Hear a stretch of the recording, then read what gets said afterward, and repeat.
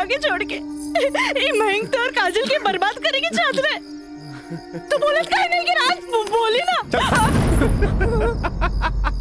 हम जहाँ भी गए रही तोरा का मतलब बा और ये मयंक वैसे भी तोरा सारा के सारा सच्चाई बता देले होई। ये हमार बदला है काजल, बदला।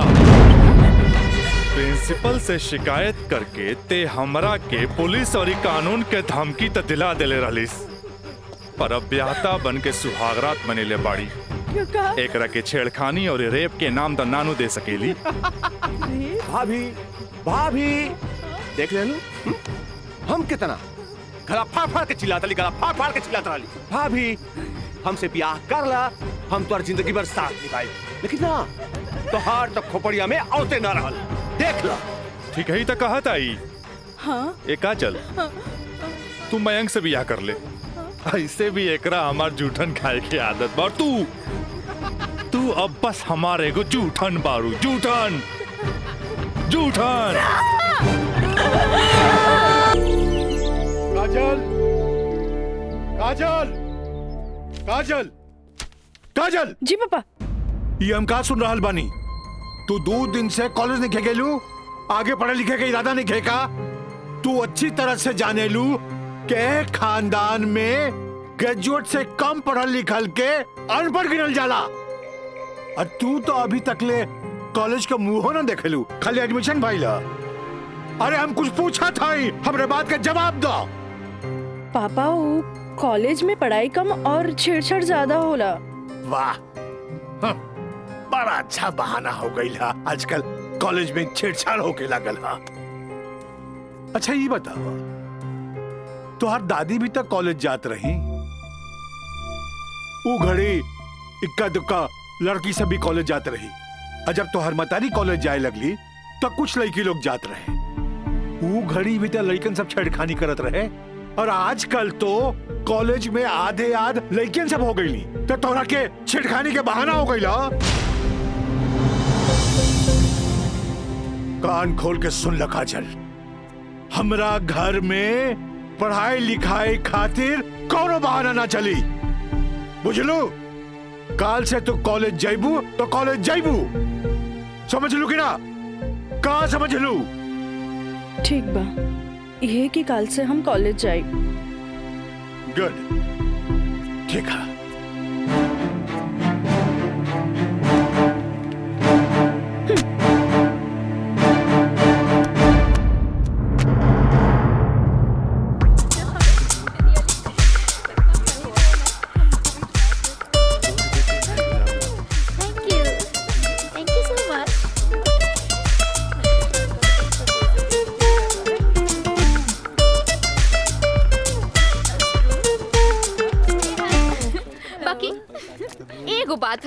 आज रोज डे के मौका पे पूजा तोहर हाथ में 5 गो गुलाब बा, जेमे की 3 गो पीला और 2 गो लाल बा। एकर मतलब तोहर 3 गो दोस्त और 2 गो प्रेमी है। और हमरा देखा, हमार हाथ में तो 1 गो गुलाब है, यानी कि हमरा चाहे वाला भी 1 गो है, जेकरा हमहू चाहिए। ओ एकरा के तो देखा, एकरा हाथ में खाली 2 गो गुलाब के फूल है, पीला। हाँ तो ठीक बा ना, हमरा के प्यार व्यार के चक्कर में ना रहे के। तू आपन देखा, हाथ में बंडल भर पीला गुलाब, माने की प्यारी प्यार बेशुमार। तोहरे के मुबारक हो। कितना प्यार के बेशुमार करत रहा तो हनी के, बाकी रोज डे के मजा तबे आई जब हमनी के प्यारी प्यारी सहेली काजल आई है। हाँ हाँ, काजल के बगैर तो तेरा रहले ना जाला। सही कहा था। अरे हाँ देखा, काजल तो होते बिया। अरे काजल, उन्हें कहा जाता रू? हमने कखानी से तोहरी यहाँ इंतजार करत रही। तोहर तबीयत तो ठीक बना? तू 2 दिन से कॉलेज ना आइलू? तबीयत की कहा हुई हमार, हम एकदम ठीक बानी, बस मूड ना रहे, यही से हम कॉलेज ना आई नहीं। अच्छा ये बतावा, आज रोज डे पर एकदम तोर हाथ खाली खाली काहे बा? ना कोनो दोस्त ना कोनो प्रेमी? हमरा ये सब में कोनो इंटरेस्ट नहीं खे। ये गुलाब के टोकरी तोरा खातिर भेजले हम। ई के भेजले हम? राज बाबू मयंक साहब कहले हैं कि लाल गुलाब के टोकरी काजल के दे आवो। देख लू तहनी के, आज हमारी प्यारी काजल पर कितना सारा प्यार बरसल वो राज बाबू से। लेकिन हम एक बात कही काजल, ई गुलाब के जैसन मुस्कुराइया, बाकी गुलाब के जैसन बनिया मत, काहे कि ई गुलाब की खुशबू एकर फितरत हा, तो मुरझाए लेकर किस्मत होला। तू ठीक कहलू प्रिया, ई राज के बच्चा के तो देखे के पड़ी। अरे देखे के पड़ी। ए भाई, मैच एकदम नजदीक आ गइल बा। बुझात नइखे कि हमनी के जीत पावल जाई, समझला? हे! हार के बात करे बता जो अपना ससुर के घरे, ससुर के नाती पहले ही हार के बात करता। ये देखा तारे विक्ट्री है, विक्ट्री हमनी का हो। अरे पिंटू, एकरा के बता कि हमनी जीतब की हारब। जब तक हमनी के टीम में राज बा, हमनी के केहू ना हरा सकेला। केहू ना हरा सकेला।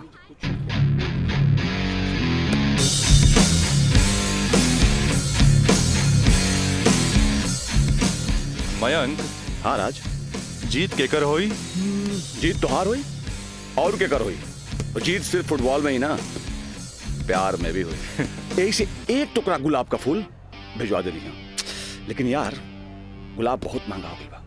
अरे 500 रुपया हमारे पॉकेट से लग गई। समझ गई नहीं तोर नौटंकी। इले 1000। पीछे से आवत भी तोहर प्यार और हम चन्नी बाजार। हेलो काजल। हाय, एक सेकंड। चलो लोगिन फैन, मैदाने में अब देखल जाई। हाँ चला।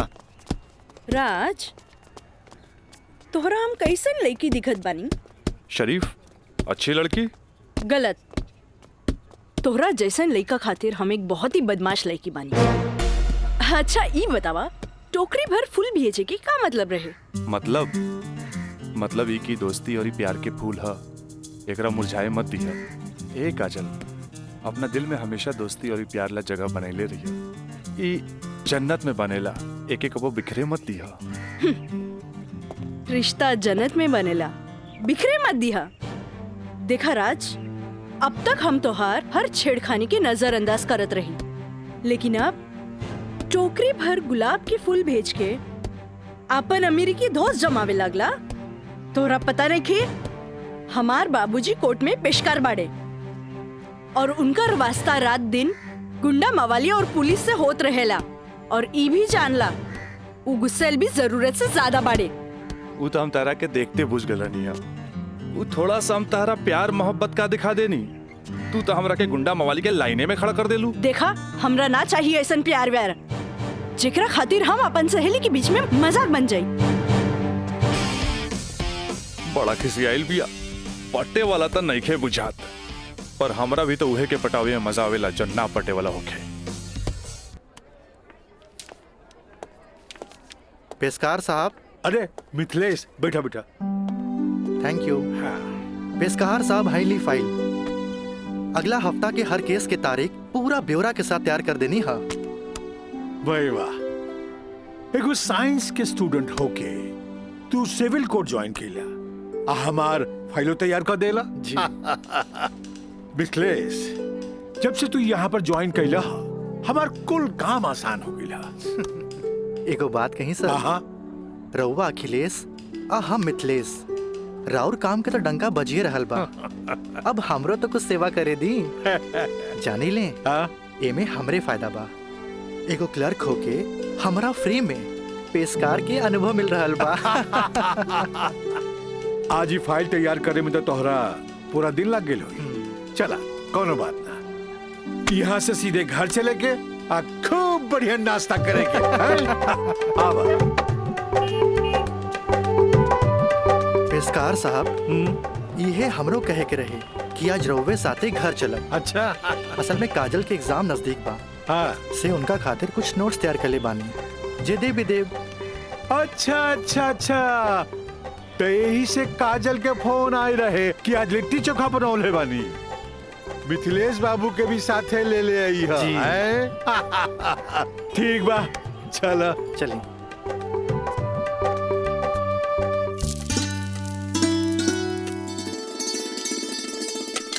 काजल। हाँ माई, बेटा तनी है बैगनवा देख तो।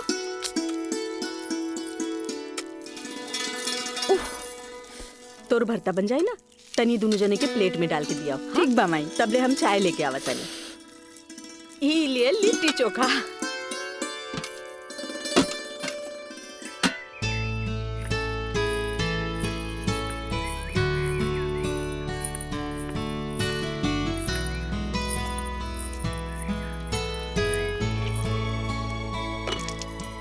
का काजल कैसन बारू? हम ठीक बानी।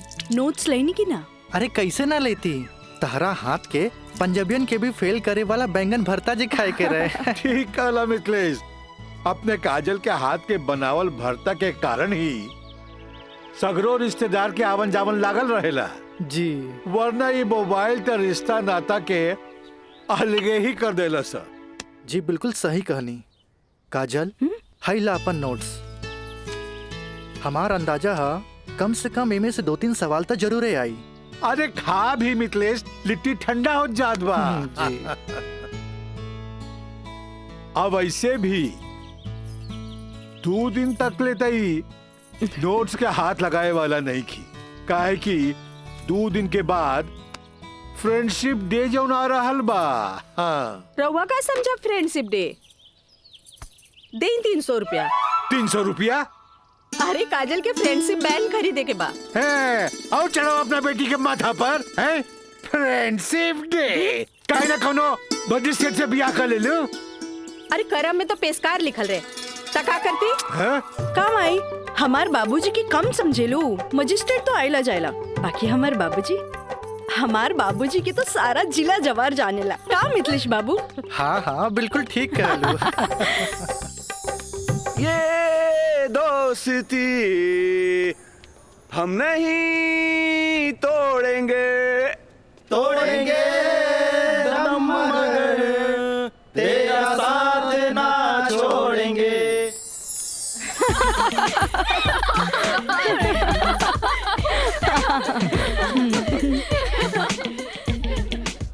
फूल बन के मुस्कुराना भी जिंदगी है, मुस्कुरा के गम भुलाना भी जिंदगी है। क्या बात है। तब मिल मिल के दोस्ती निभाना भी जिंदगी है। अच्छा, हमने के दोस्त तो बरले बानी, बाकी तू कैसन दोस्त की बात कर रहल बाड़ू? ई हमरा समझे में ना आइल। सपना तू समझ लू का? ना हमरा तो बिल्कुल ही समझ में ना आई। वही तो। ई का समझी, बाकी हमरा समझ आ गई। कहा तो बता दी। अरे बताओ। दोस्ती हर चेहरा के मीठ मुस्कान होखेला, दोस्ती ही सुख दुख के पहचान होखेला। वाह वाह वाह। अगर रूठ भी जाए कोई दोस्त त दिल पे ना लेवे के, काहे की दोस्ती त सुख दुख के पहचान होला। और हमार मानना बाकी अगर कोई सच्चा दोस्त रूठ जाए तो ओकरा के त मना लेवे के चाहिए। बिल्कुल सही। बाकी हम एक कर जरूरत ना समझी, काहे कि बुरा दोस्त कोयले के समान होकेला, गरम होके तो हाथ जला देवेला और ठंडा होके तो हाथ काला कर देवेला। बड़ा आए दोस्ती समझावे वाला। तू लोग सुना इनके प्रवचन, हम जाते अरे हैं। तरी रुका तो।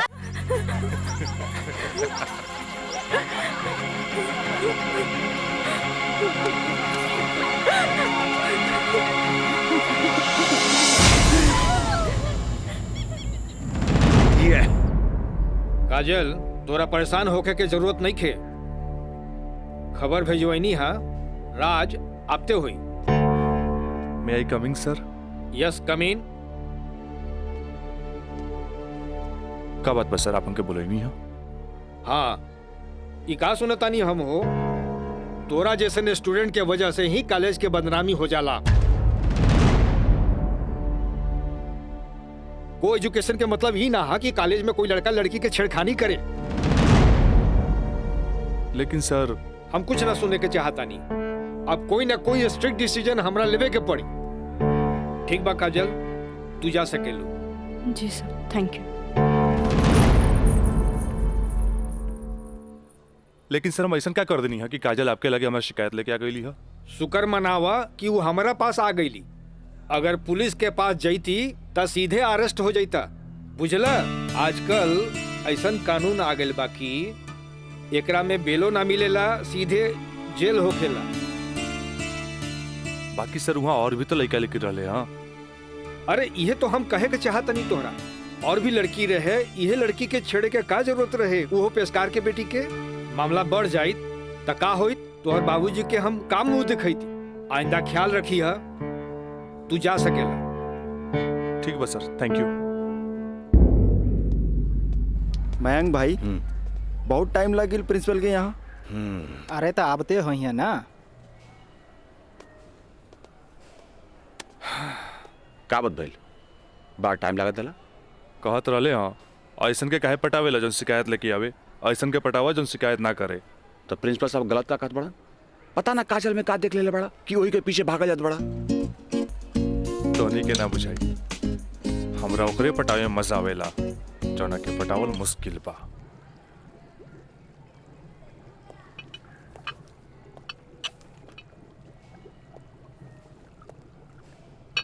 क्या हो रहा है? जी सर। ए पिंकी, हाँ रिटन एग्जाम तो बढ़िया गए, बाकी लागत है कि प्रैक्टिकल तो हमरा ले डूबी।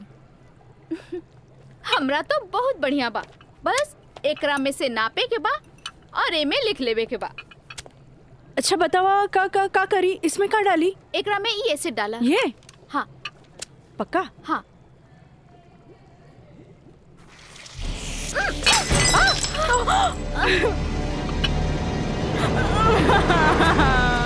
अरे काजल! काजल, where are you going? What happened?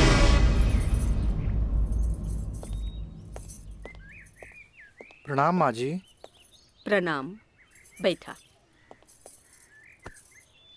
अकेले पेशकार साहब कहाँ रह गइलन? उहे बतावे के बा जे आज उनका कचहरी में देर होखी। अच्छा अच्छा। काजल के आज प्रैक्टिकल के आखिरी एग्जाम रहे, से पूछे के बा कि एग्जाम कैसन गईल। अब देखा बहले तो ऐली ना, कैसन जाए कहा जाए कुछ समझ में नहीं खेवत। अभी औते हुई ई देखा। अरे का? अरे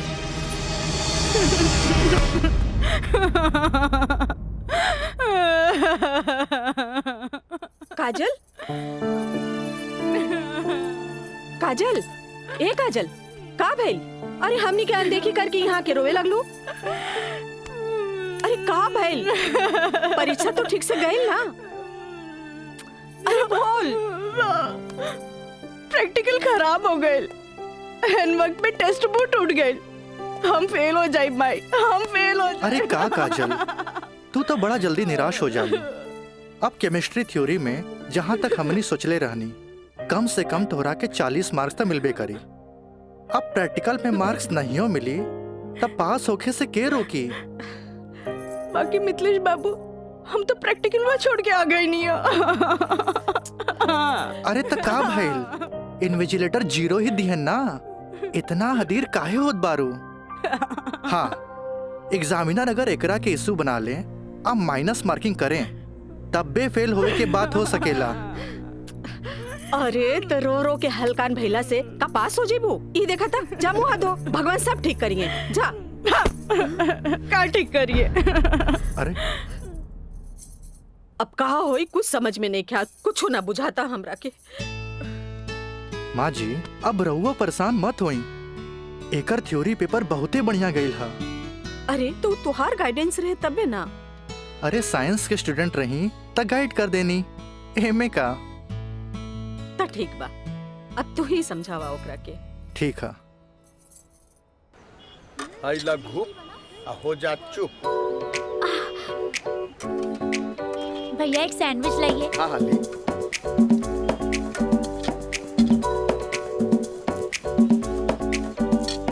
मुझे भी तो दो, और तीखा बा। भैया जल्दी से दो ना, मुझे भी। लेकिन छोला थोड़ा ठंडा हो गया है ना? अच्छा बा, ठीक बा। भैया रायदा, अब हमरा के चाहिए बस। अरे खाना यार, कहे अभी से एग्जाम में फेल हो गए लुका? हाँ, कहे चिंता में बड़ू हो? हाँ, चिंता ना रही का, थोड़ा नहीं के। Excuse me girls. काजल, तू तो बुझाता कि अभी लेक हमरा से नाराज बाड़ू। अरे नाराज तो हमहू रही तारा से, पर हमरा हमार दादाजी के सिखावल एगो बात याद आ गई। कोई भले ही बोए तोहरा ला काटा, तू बोए ओकरा ला फूल। देखा काजल, तू तो प्रिंसिपल साहब से जाके हमार शिकायत कर देलू, पर हमरा हमार दादाजी के सिखावल उ बात याद आ गई। भाई तो उनकर पोते नू, हम जकरा चाही ले नू ओकर पूरा ख्याल रखी ले, है ना? देखा है ने, और ये बात के पता तोरा बड़ा जल्दी लग जाई, बुझाइल? गर्ल्स, आप लोग के रिजल्ट आ चुकल बा। अच्छा, और ये क्लासरूम में आप लोग का रिपोर्ट कार्ड बट रहल बा। जाई चल चल जल्दी जल्दी चला। अरे जल्दी चला चल। ए काजल, कांग्रेचुलेशन, आपके केमिस्ट्री के प्रैक्टिकल में 20 में 20 मार्क्स मिलल है। Mister Raj, for your kind information, हम केमिस्ट्री प्रैक्टिकल एग्जाम ही छोड़ देनी है। ऐसे अपन कांग्रेचुलेशन अपने पास रखी।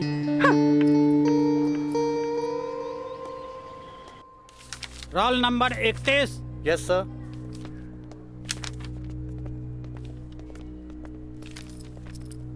Roll number 32। Thank you sir.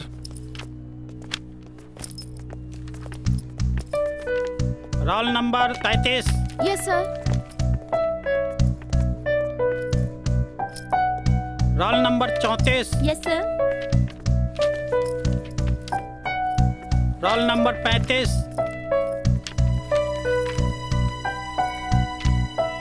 Roll number 36।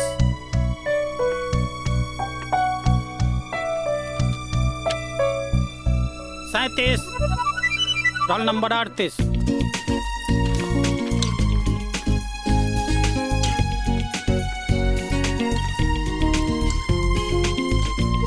है ना? देखा है ने, और ये बात के पता तोरा बड़ा जल्दी लग जाई, बुझाइल? ए पिंकी पूजा, हाँ का ई देख ना, हमरा के सच में केमिस्ट्री प्रैक्टिकल में 20 में से 20 मिलल। ई जरूर राज के कारनामा है, काहे कि ये इन्विजिलेटर शर्मा जी ओकर बंगले पे तो ठहरल रहलन। ओह, हाय मैं मर जावा। अगर तोहरा जगह पे हम रहती ना तो राजा के तो रानी बन जाती। जा बन जा। तारा के देख के ना एगो बात याद आ गई। इया कहे धिया धिया, धिया कहे चिया चिया। एक हाउ जौन तहरा पे जान छिड़केला, और एगो तू हा जौन एकरा के ठेंगा दिखावत हिया। अच्छा चला चला, हम तो परीक्षा में पास हो गए नी, ये हमरा खातिर बहुत बड़ा बात बा। पापा देखिए तो बहुत खुश हो जाइए है। हाँ, चला चला चला।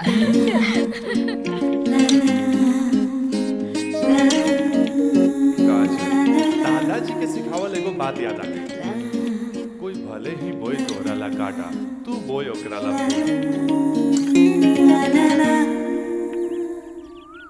ई ले। अरे भाई, अपोजिट टीम आ गइल बा, हमनी के का होई? अरे आ गेल त का बैल हो, अभी तो टाइम बानू मैच में। टाइम बा त का एहिजे बैठ के टाइम पास करबा? ए, जब हमनी के मैदान में जाएम नु तो देख के थर्रा जाइलो, ठीक बा? अब चला जौन होई तो मैदान में देखल जाई, उहे देखल जाई। चलो राज भाई, बॉल दे। तोहनी के इतना हड़बड़ी बना तब बड़ा सन, हम आवा तानी। चलो लोग, चलो आवा।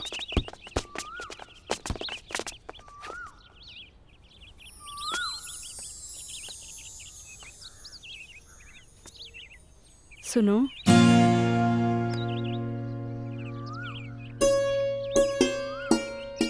सॉरी राज,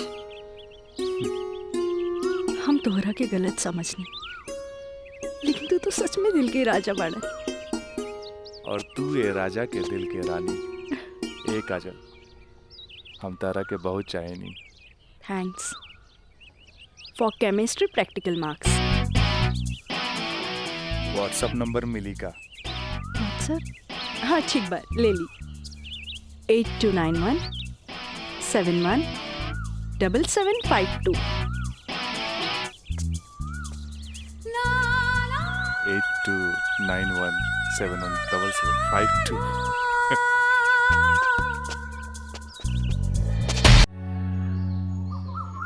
अच्छा ये बताओ यार कि तो हम लोग अब क्या मतलब, हाँ प्यार कब से चला था? काजल, बताओ ना। बाय। काजल, हम दोनों एक दूसरा से प्यार करेले, फिर भी तू हमरा से दूरी बना के काहे रहेलू? राज, हम कोनो ऐसन वैसन लड़की ना है।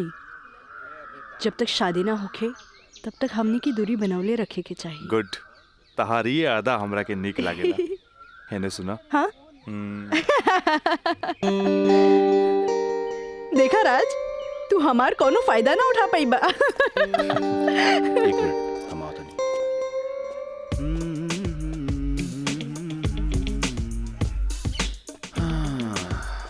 राज यार एगो बात बताई। काजल अब यार हमरा के भी अच्छा लगे यार। हम एगो बात बताई। तू हंसुआ के बिया में खुरपी नियन गीत मत गो। वो तो और भाभी लागी। का लागी? भाभी। चल।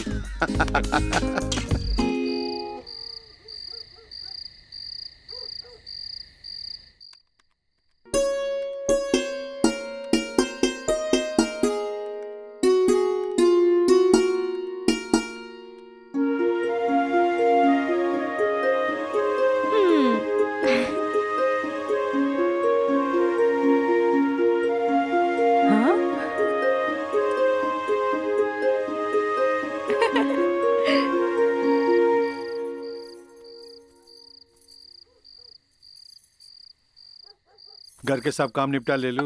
हाँ, ब्लड प्रेशर के ई लोसर एज खात खात रउआ के सालन बीत गए।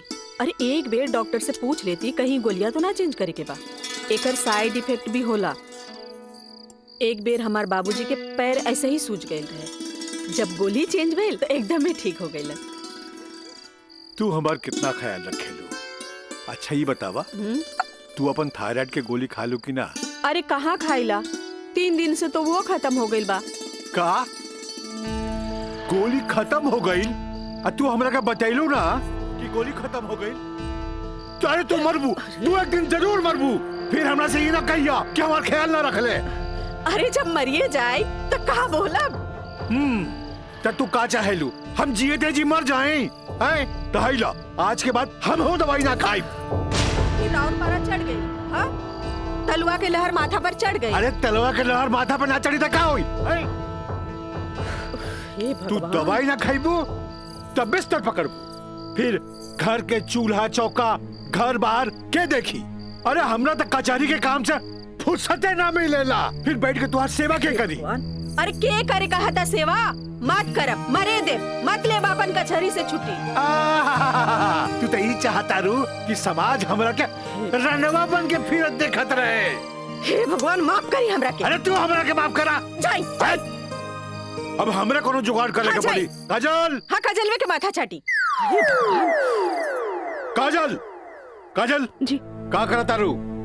पढ़ाई करत रही। वो इंटरनेट से कुछ नोट्स लेत रही। ठीक है काजल, तो क्या हमार क्रिया आज से तो हाथ ड्यूटी है कि तू अपना माई के रोज भोरे भोरे थायराइड के गोली देबू। अरे वो तक खुद मरी है और हमने सबके भी मार दी है। कॉलेज जायलू ना? जी बाबूजी, लाइब्रेरी में पढ़ाई खातिर कल संडे है, फिर भी हम जाए। ठीक ना बाबूजी? Good, very good. ऐसा ही पढ़े के चाहिए, तब तरक्की करबू।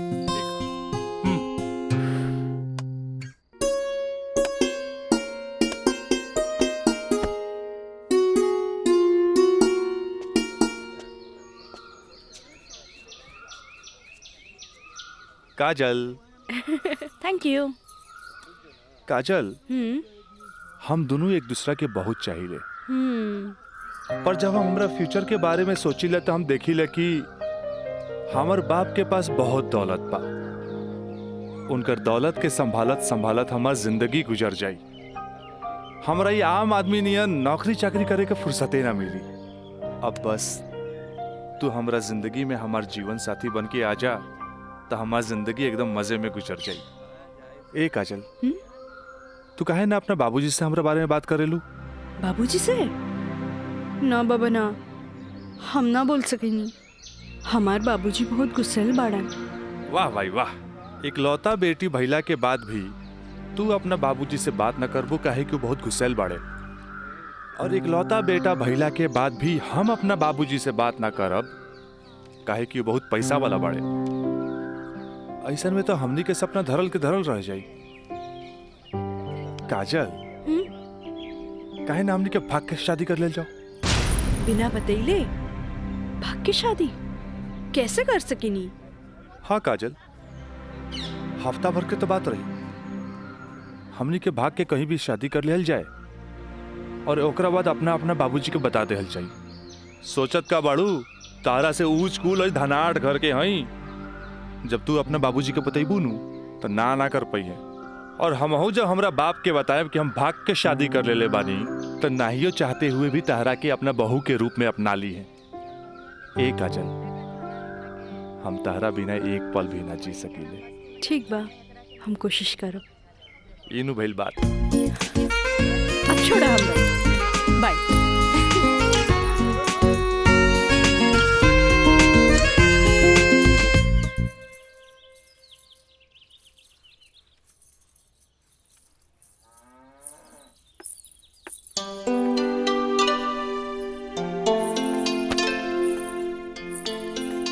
काम आई थोड़ा सा आराम नहीं के होत का? जब देखा काम का सिर्फ काम ही करबू।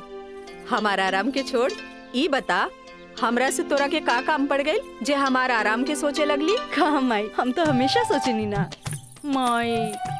कॉलेज से एक हफ्ता एक्सकर्शन खातिर हमनी के हजारीबाग जाए के बा।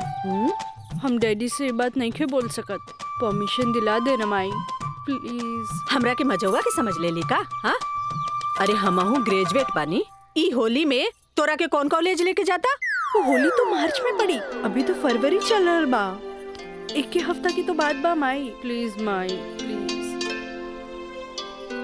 अच्छा, तोर बाबूजी आज ऑफिस नहीं खे गइलन, मिथिलेश के संगे बैठल बाड़े। कौनो शादी में जाए के बा, चल कोशिश करता। Thank you Mai, thank you. Mithilesh, वो कहल जाला ना कि हाकिम के अगाड़ी या घोड़ा के पिछाड़ी ना रहे के चाहिए हैं?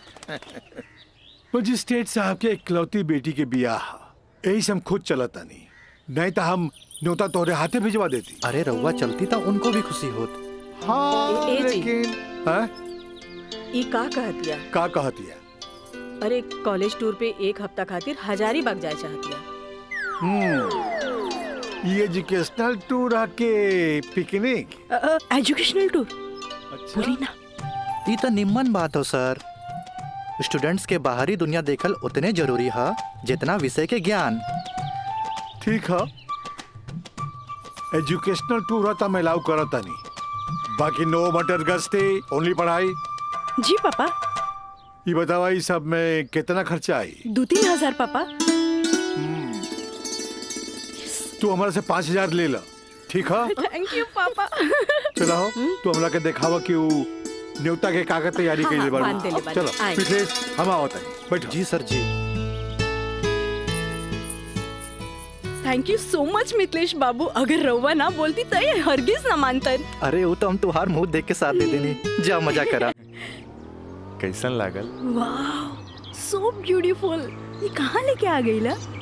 पहले चला था तब ना पता लगी। उतरा। अरे स्टैंडवा कहाँ चल गई?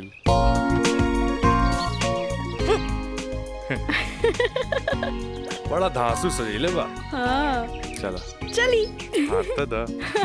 कहाँ जाए के है? इधर। हाँ इधर। जगह तो बड़ा झकास बा।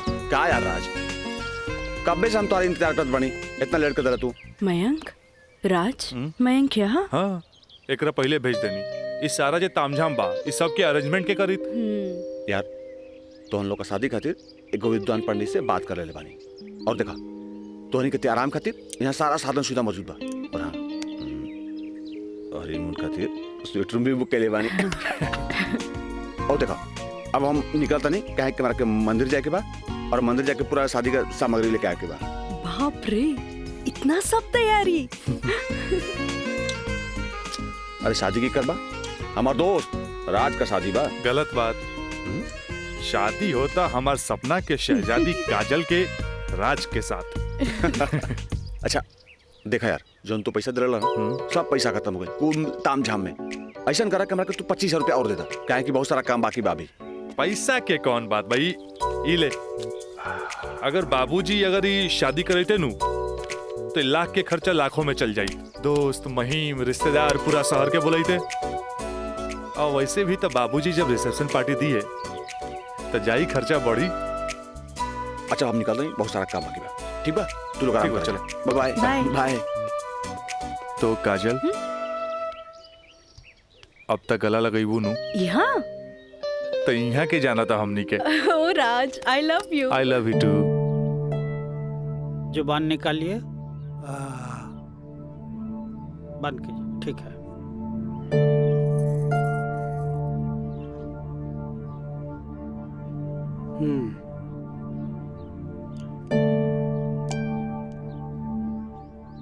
सांस लीजिए और जोर से।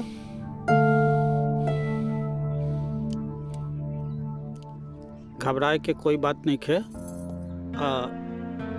ऊपर के बीपी थोड़ा बढ़ गई है। अच्छा। से लागता कि काम के प्रेशर ज्यादा बा। जी नया मजिस्ट्रेट आइले हाँ से कुछ ज्यादा ही फाइल इनके हवाले कर देले हाँ। ठीक है, ठीक हो जाई। अभी आंख लगल बा, सोए दिन का के। और हाँ, पानी पियावल करी, काहे कि पानी पियला से पेशाब यानी यूरिन पास हुई तो रिलैक्स हुई है। जी जी बाकी दवा वही चली। जी ठीक बा? डॉक्टर साहब। जी डॉक्टर साहब हाईली अपन फीस। ई का करतानी, जे आदमी पेशकारी में हमरा से कहियो फीस ना ले ले, उनका से हम फीस ली रह दी। डॉक्टर साहब थैंक यू, थैंक यू। प्रणाम डॉक्टर साहब।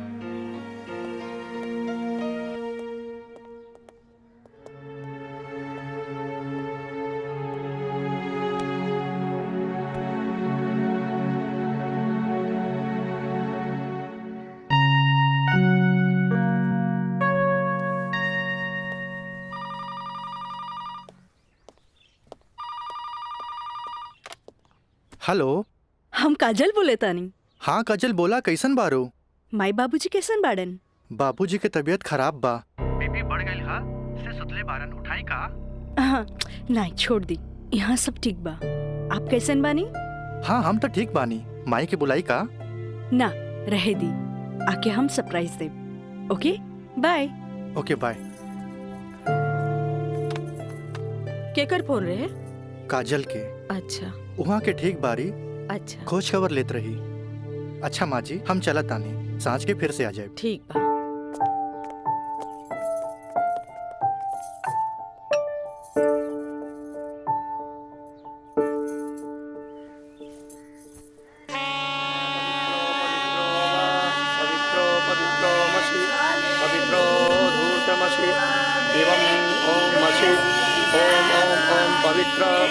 पवित्राः केशवाय माधवाय सर्वेश्वराय अपितृ स्वाहा तत्पुरुषाय स्वाहा। ओम नमः स्वदन्ताय सहस्राक्षाय सहस्रपदे पूर्वशे पवित्रमशे सर्व ऊर्ध्वमशे चन्द्रमशे वामाय ओम ओम ओम ओम ओम बुधाय ओम पवित्रो वा पवित्राय नमः सावित्रे नमः पवित्रे नमः तत्पुरुषाय सर्वेश्वराय नमो नमः। ऊर्ध्वमशे पवित्रमशे सर्वमशे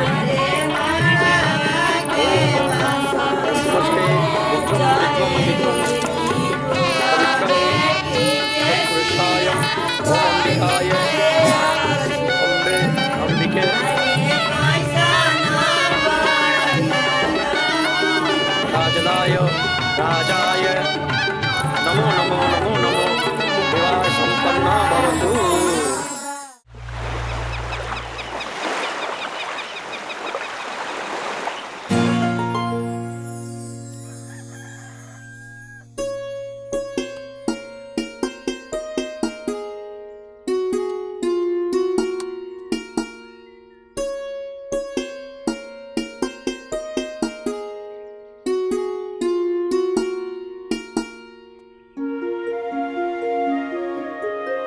काजल, काजल,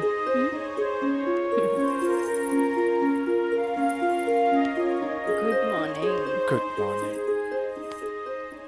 उठे के मन तो हमरो ना करत रहे, पर खाली सुतल रहला से जिंदगी ना नु चली। चाय ले लो। गर्मा गर्म चाय। मयंक अपने हाथ से बनेले बन। ए ओ कुछ ना, सिर्फ भाभी खातिर। और ई गर्मा गर्म चाय। काजल, इस शादी ब्याह में कुछ ज्यादा खर्चा हो गई। हमरा घरे जाए के पड़ी। वो कहा कि अपने बाप से कुछ पैसा भी ले ले और उनका के शादी ब्याह के बारे में बता के पटा भी ले। आखिर तेहरा के ले जाके उनका आशीर्वाद भी तो दिलावे के बा। लेकिन तबले हम कहाँ रहब? अरे यहाँ रहबू, तहारी देवर बानू मयंक। हाँ? का मयंक भाभी का ख्याल रखबे ना? बिल्कुल बिल्कुल ख्याल रखब। ये ले पैसा। अरे और वाह। यहाँ के सब बिल उल चुका दिए। बिल्कुल भाभी, टेंशन नहीं लगा, कोनो जरूरत नहीं के। हम बगल वाला कमरा में बाड़ी। और हाँ, तू चाय पी के फटाफट फ्रेश हो जा और जो खाए पिए गई ऑर्डर दे दिया। ठीक ठीक बा। और हम रात के छोड़ के यूं आवता नहीं। तू चल, हम आवता नहीं। चल। ए काजल, अरे हैने आवा। कल साझे लिख के तो बात बा, हम यूं गई नहीं यूं आई नहीं। और वैसे भी अब तहरा बिना हमार मन कहाँ लागी। अब जाई भी और जल्दी आई। ठीक बा।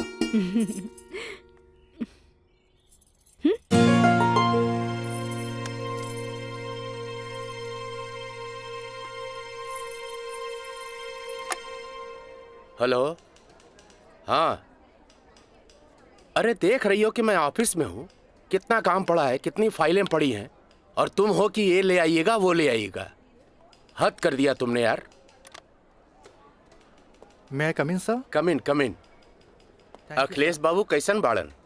जी बीपी तो कंट्रोल में हा, बुखार के वजह से थोड़ा कमजोरी आ गई हा, यही से शुक्रवार तक की छुट्टी की अर्जी दे ले हा। कोनो बात नहीं खे, दिन रात काम करे वाला आदमी के अरे थोड़ा बहुत आराम तो चाहिए ना।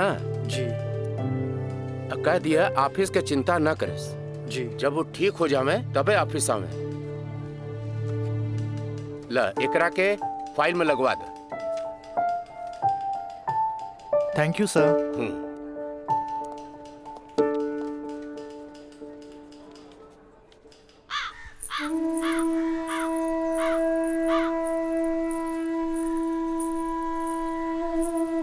अरे भाभी आइए बेटी। भाभी का बात बा, बड़ा परेशान लागत बानी? हम राज के फोन लगा लगा के थक गई नहीं। कभी डेड टोन मिले था तो कभी आउट ऑफ कवरेज एरिया। तोरा पास उनकर कोनो लैंडलाइन नंबर बा? ना भाभी, और हम उनका दूर नंबर पे फोन लगा के थाक के हार के बैठ गई। हैरानी की बात तो ये बाकी कि गईला के बाद ना कोनो खबर, ना कोनो कॉल, ना कोनो मैसेज। भाभी तू टेंशन मत ले, हम अपने को दोस्त के भेजले बानी और जैसे ही खबर मिला था सबसे पहले हम तोरा के बताई। ठीक बा, हम अपन कमरे में बानी। अरे भाभी घबराए कोनो बात नहीं की, हम बानी ना।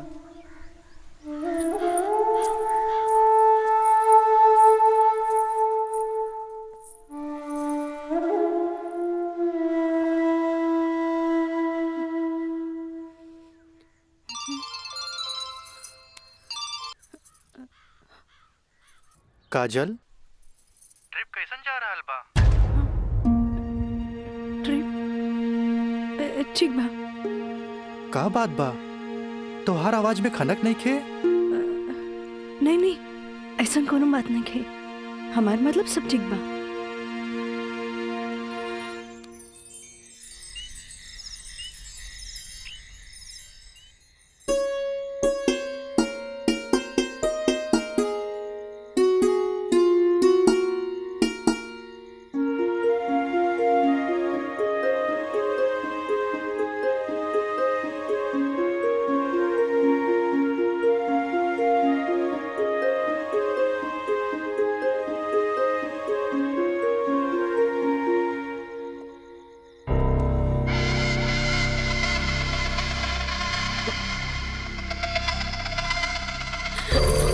देवर जी, मयंक, ये क्या बदतमीजी है? चल जाइए यहाँ से, वरना राज के बता दे। किसे? राज से? राज से? भाग गए? हाँ? आवेला नहीं खे? हाँ? तोरा क्या पता? हाँ? ये भी कुछ हो रहा बना? सब ओकरे प्लान के तहत हो रहा बा। वो तो तोरा के भोग के और भौरा जैसे चूस के भाग गए। काजल, पता बा, जब तो के पहला बार देख ली तू पहली नजर में हमके पसंद आ गई। हम तो के दिल से चाहे लग रही काजल, आज दिल से चाहे लग रही। तुझे कहा तारा का सच बा? सच ना 16 आना सच बा। ये बात हम तुझसे बहुत पहले बता दी थी, लेकिन क्या करी ये मेरी हमार मुंह बन के तरस। देखा तू गरीब हम गरीब, हम तो क्या अपना काजल? हाँ हमसे ब्याह कर ला, हम तो क्या बने, हम तो क्या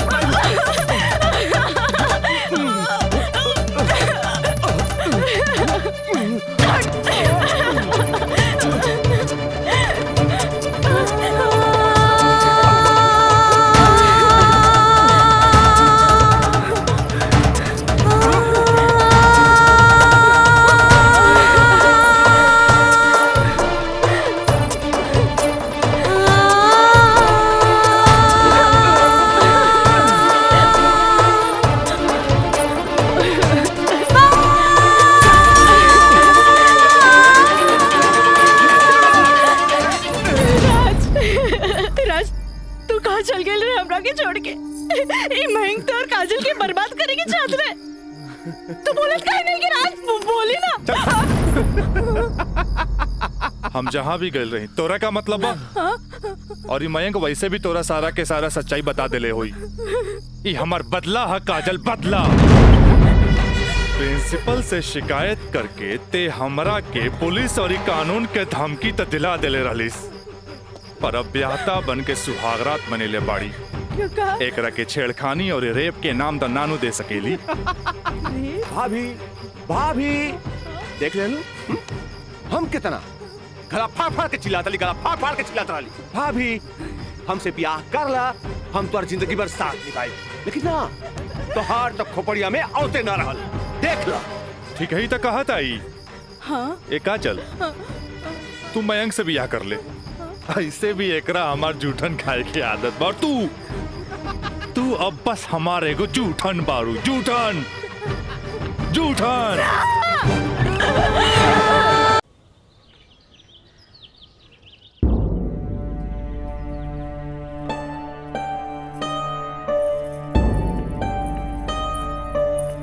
काजल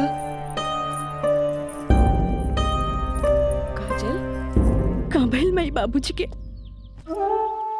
अरे ये ठीक बाड़न, दवाई खा के सुतल बाड़न। रुका हम उठा देता नहीं। ना मैं रह दे, आराम करी दे।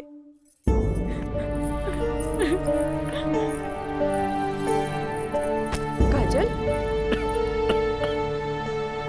का भइल सर का भइल?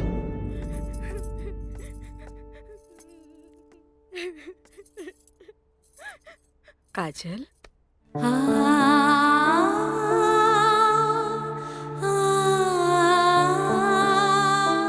अरे इतना रोवे की कोनो जरूरत नहीं खेबी। तोर बाबूजी ठीक बाड़न। अरे वो तो बुखार के कारण ब्लड प्रेशर बढ़ गई रहे। इतना परेशान मत हो, इतना परेशान मत हो। माई हमरा से बहुत बड़का गलती हो गई। हम एक्सकर्शन में ना गए रहे, बल्कि हम अपन बॉयफ्रेंड के साथ गए रही। और वो हमरा के दगा दे गए।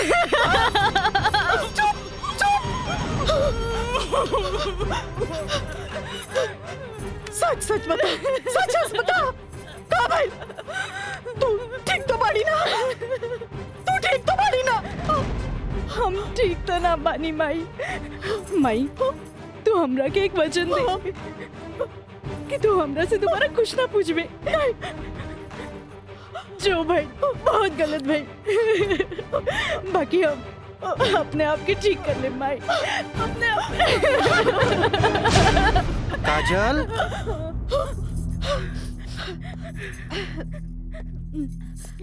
काजल बाबूजी तोरा के बुलावत आ रहे।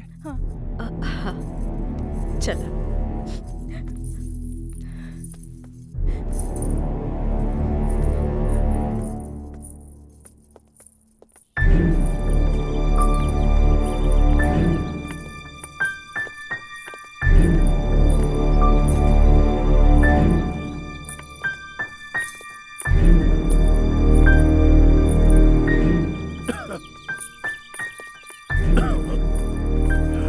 प्रणाम बाबूजी। अब तबीयत कैसन बा? आ गइलू बेटा? ठीक है बा।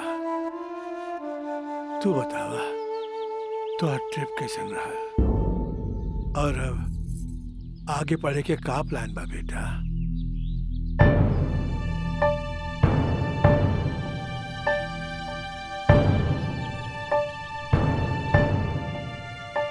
बतैलू ना बेटा? पापा हम वो साइंस ना पढ़ के लॉ पढ़े के चाहता नहीं। तो ओकरा में का बात है बेटा?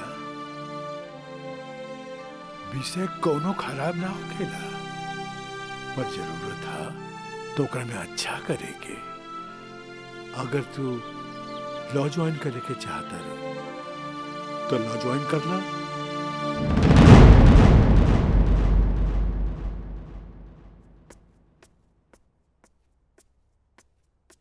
का काजल बेटिया, तबीयत ठीक बानू? क्लास कब के खत्म हो गई? तू बैठल वारू, बंद करे के रहे। हाँ काका, रूम लॉक कर दी। हम तो बस ऐसे ही बैठ गए रही। अच्छा।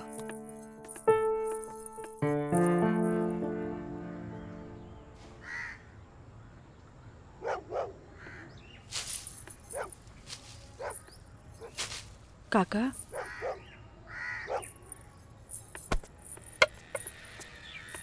अरे बिटिया, तू फिर आ गेलू? अरे हम कई साल से देख रहल बानी कि हर 3-4 महीना पर तू आ जालू। पर बिटिया, राजा तोहरा से नइखे मिले चाहता। वो बड़ लोग हवन, उनकर जिंदगी में तारा जैसी लड़की की कीमत चाय के कुर्बा के बराबर हा, जे पी के फेंक देवला। काका तोहरा का लागता कि हम को फेकल कुर्बा है? नहीं बिटिया नहीं, ऐसे बात नहीं की। जे हम देखिला से बताइनी। बिटिया, हम उनकर घर के नमक खैले बानी, फिर भी जब जब तू आइलू हम उनका बताइनी। पर राजा बाबू है कि एक कान से सुने ना और चल जालन। पर बिटिया, हम वहां के नौकर हैं, फिर भी अगर हम तारा काम आ जाई ना तो हम अपना एक बहुत खुश नसीब समझब। काहे कि तू जब जब आवे लुनू हमारा देखल नहीं जाला। बिटिया काका, अब की बार उनसे कह दिया कि काजल आखिरी बार आयल रहे, एगो घड़ा रहे जेकर पानी ऊपर तक भर गई।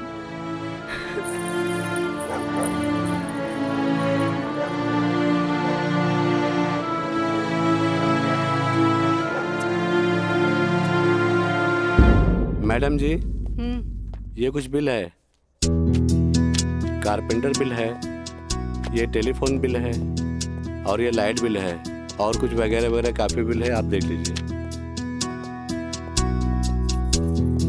माँ, ये मैनेजर साहब तारा के महीना भर के बिल और खर्चा के हिसाब दे देले।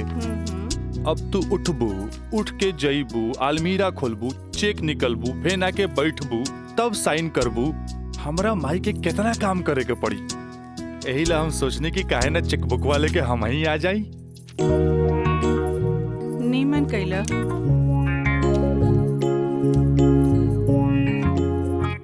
अच्छा, तो तू एम्मा अपन 50,000 का चेक पहले से भर ले बाड़ा, तभी तो हम समझे कि माई के इतना मस्का काहे के।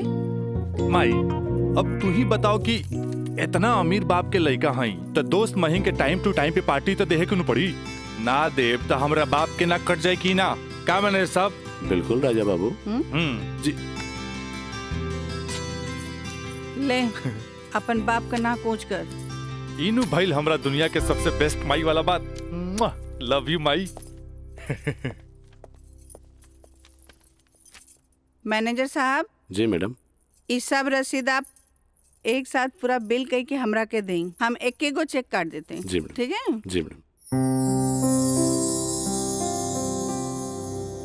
हमरा ई बात के बहुत खुशी बा कि रवा लोग हमार ग्लोबल कंपनी में इन्वेस्टमेंट करे के चाहता नहीं। ये हमरा खातिर बड़ खुशी के बात बा। बाकी हमरा भी कुछ देखे के चाहिए ना कि हम दिन दुगना रात चौगुना करके रवा लोग के पैसा लौटा दे। ताकि मार्केट में हमर साख बनल रहे। Of course. Excuse me gentleman. बाबूजी, हाँ आप हमरा से वादा कैले रहनी कि आप हमरा नया कार किन के देब। अब हम खटारा हम ना चलाएं, बुझाइल नु? I want new car, okay? Yes, Raja is right. I'm witness. Okay, I will buy car for you. Thank you sir. हम चलत नहीं बाबूजी। तो ठीक बा, रउए कार खरीदा दे, बाकी राउर कार की खर्चा कंपनी के इन्वेस्टमेंट पे दिखावल जाई। Okay, thanks. जेपी साहब, आपका बेटा तो हीरो लगता है। आखिर बेटा के करा हमरे नु, अरे यही तो उम्र में ऐश करे के।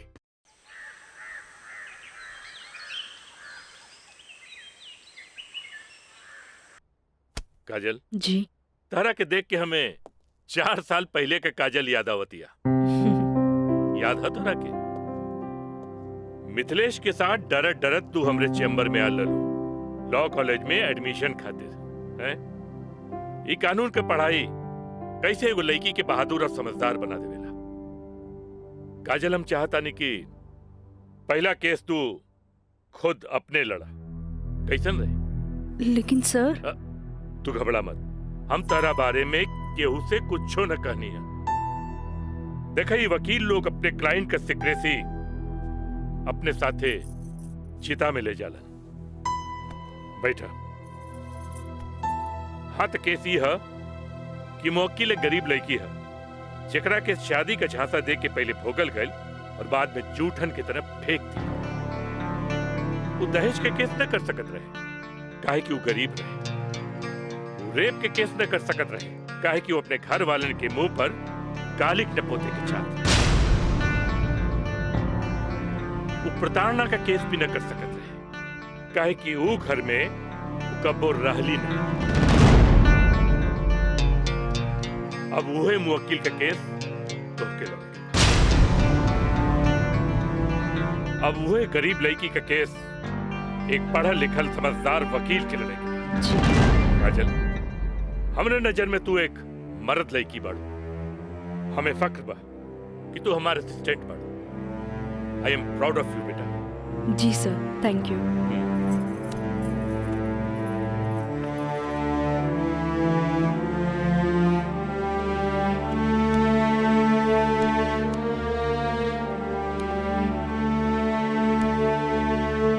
बाबूजी, लड़की हर मोड़ पे डरत रहेली। अकेले होके तो सुनसान से डर, भीड़ में होके तो लोगन के डर, जब हवा उड़े तो दुपट्टा उड़े के डर, केहू घूरे तो ओकरा आग के डर, बचपन में माई बाप के डर, बड़ होके तो भाई से डर। सिर्फ डरत रहेली, तब तक डरत रहेली जब तक ओकरा जीवन साथी ना मिल जाए। और हमार जीवन साथी तो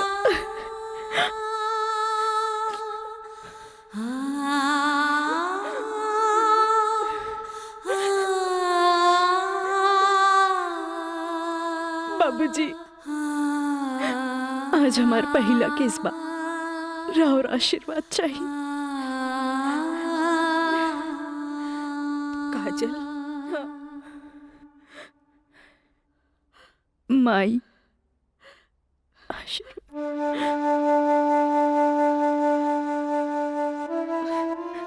तोरा के वचन तो हम दे चुकल बानी, कुछ ना पूछेगे।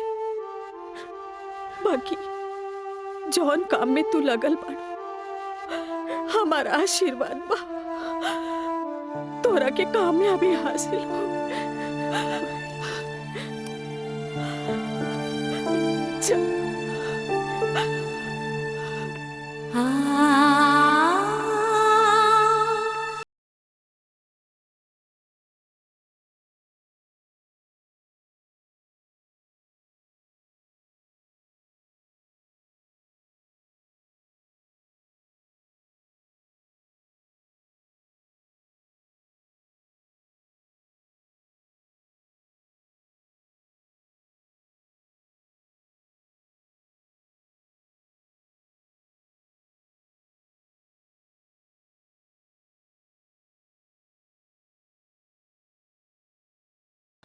का है वो तुहार दोस्त राजा वो ना करेगा तोरी मदद। भाई अब हमारा के केहू को मदद की जरूरत नहीं की, खुद नौकरी करे के बा, कमाए के बा, कुछ बने के बा। यही तो हम कहा था नहीं, उम्र हो चलल, नौकरी ना करबे तो कौन बाप अपन छोकरी तोरा से ब्याही। हमरा का हमार जिंदगी के का आज है कल ना रहा, फिर बहुत हो गए भाई, चल पैसा दे पैसा। तोरा से मुंह लगाए बेकार है, पैसा पैसा पैसा। हाँ हाँ दे। देता नहीं।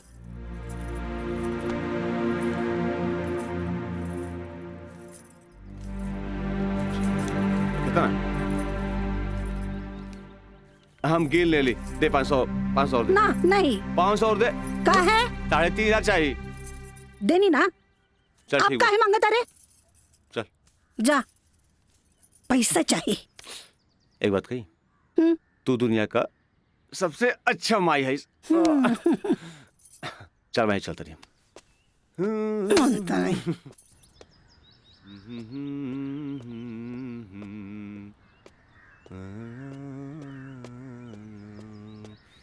मयंक, काजल, तू इतना दिन बाद यहाँ? हमरा तोरा से कुछ बात करे के बा। चलो घर बैठा। यहाँ ना, चलो कॉफी डे में बैठल जाए। Coffee day? अरे सोचा मत, हम पियाई कॉफी तोरा। चलो ठीक। चलो।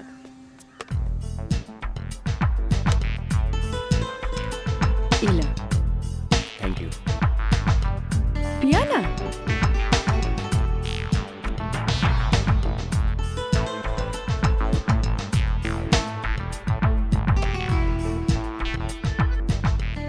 काजल, आज तोरा के यहाँ देख के बहुत अच्छा लगा था। और एक बार बताई, पिछले 4 साल में कौनो ऐसा दिन ना गुजरल, कौनो ऐसा पल ना गुजरल जिसमें तुके याद ना कैलो। अच्छा कोई छोड़ा, ये बताओ कि आज हमार कैसे याद है? पहले हम अपन अतीत से लड़त रही, लेकिन अब हमरा लागता कि हमें सेटल हो जाए के चाहिए। बाकी तो ही बा कि के अपना ही हमरा के।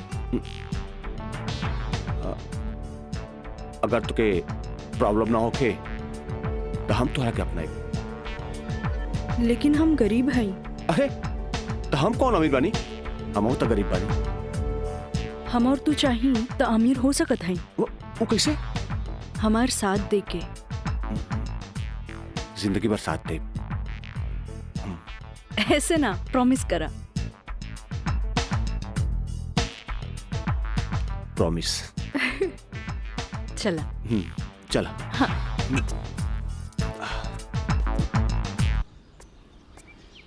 मिथिलेश जी, कोनो देर तो ना भइल? अरे ना बाबा, पहले ई बतावा भइल का? मयंक से साथ देवे की वादा ले लेनी है। अब तू अपन मिशन में कामयाब जरूर हो जाएगी। आगे देखी, लेट्स गो। सुनी, एगो बात कही, सब कुछ जानला के बाद भी आप हमें हेल्प करत हैं, ऐसे हम कबो ना भूल सके। पहले तो ना, पर अब सोचे लगनी है कि जिंदगी के हर लम्हा में आपकी जरूरत पड़ी। चल आप चली, तोरा घरे छोड़ दी।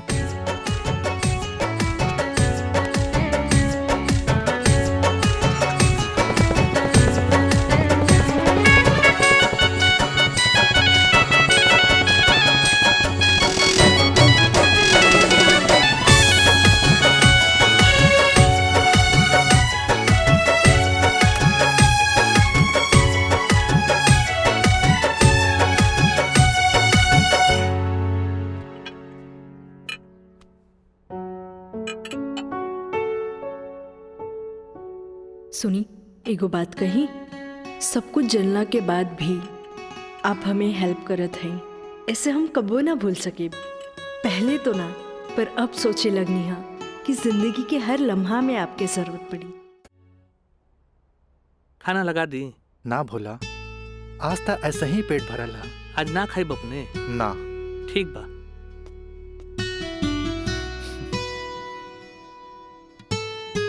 मैं पंडित देवी दत्त शर्मा। का कहनी है? देवी दत्त शर्मा।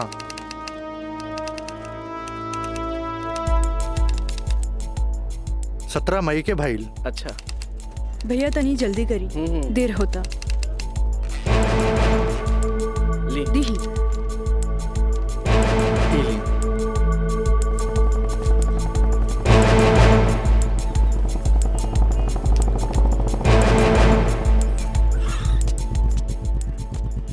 आ गए नहीं टाइप करा के? जी।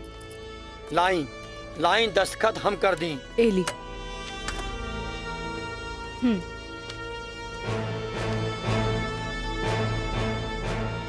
जय गणेश। ई कामता हो गई। अब बैंक के दस्तखत लेवे के पड़ी। वो आप हमरा पे छोड़ दी, वो हम ले ले। ठीक है।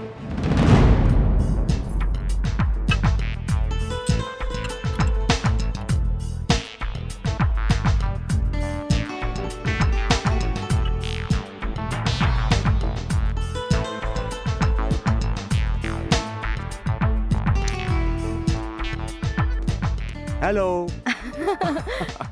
हाय।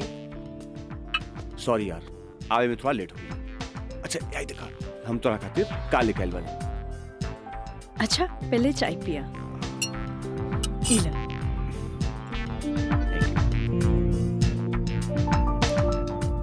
अंगूठी सोना के? हाँ। वो है इतना हल्का? मन तो रहे कि हीरा के लेके आई थी, लेकिन का करी, पैसा का तंगी। अच्छा ई बतावा, खुशहाल जिंदगी जिए खातिर तोहरा कितना पैसा चाहिए? 20 लाख। अगर हम तोहरा पूरी 50 लाख दी तो कैसन रही? उसे ही रही।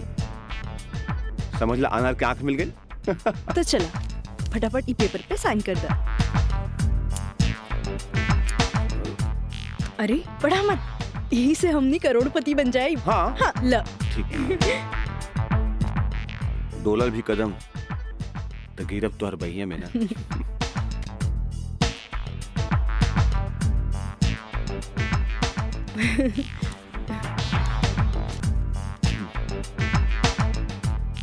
आज से हमनी का नया जिंदगी का शुरुआत। रोमांटिक रोमांटिक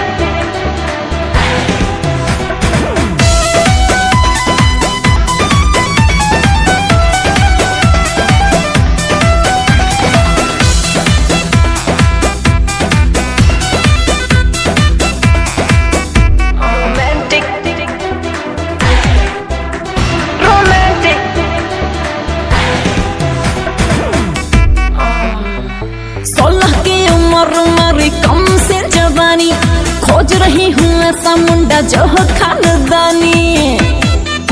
हाँ 16 की उम्र मेरी कम से जवानी, खोज रही हूँ ऐसा मुंडा जो हो खानदानी।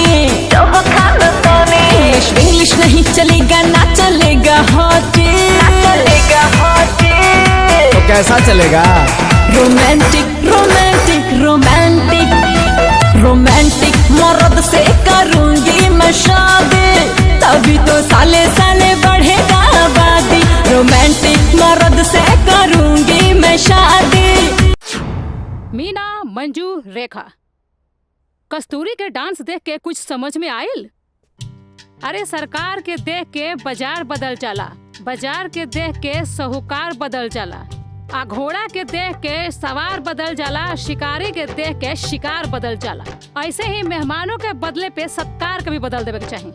अरे पहले के जमाना कुछ और रहे कि मर्द नाजो आदा पर लुट जात रहे, लेकिन अब जमाना बदल चुकल बा। आज के जमाना के मर्द सबके कमर तोड़ नाच पसंद आवेला। जितने कमर हिलैबू और सीना झटकैबू, मर्द उतने जल्द तोहार दीवाना हो जाए। दिखाओ करके। अरे ऐसे ना, ये देखो। कस्तूरी बाई, कस्तूरी बाई। चाहे नसीब चाहे नसीब तक लिया। बहुत दिन बाद तशरीफ लनी राजा बाबू। भला ऐसे भी केहू केकरो भूल जाला? आए बैठो।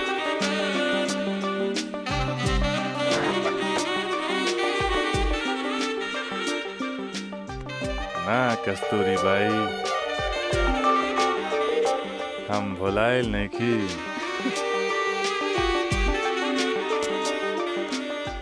वो तो बस हमार शादी होके वाला बा, ओकरे तैयारी खातिर हम अपना माई के संगे खरीदारी में बिजी रही। फुर्सत पाते तहरा लगे आ गई नहीं। अच्छा एगो बात बतावा, कोनो बेहतरीन डांसर बा हमरा बियाह में नाचे खातिर? बानो एगो नया परिंदा बा। हाँ। मंजू, राजा बाबू का उहाँ ले जा जहाँ आज निराली का प्रोग्राम होता। आई जाए।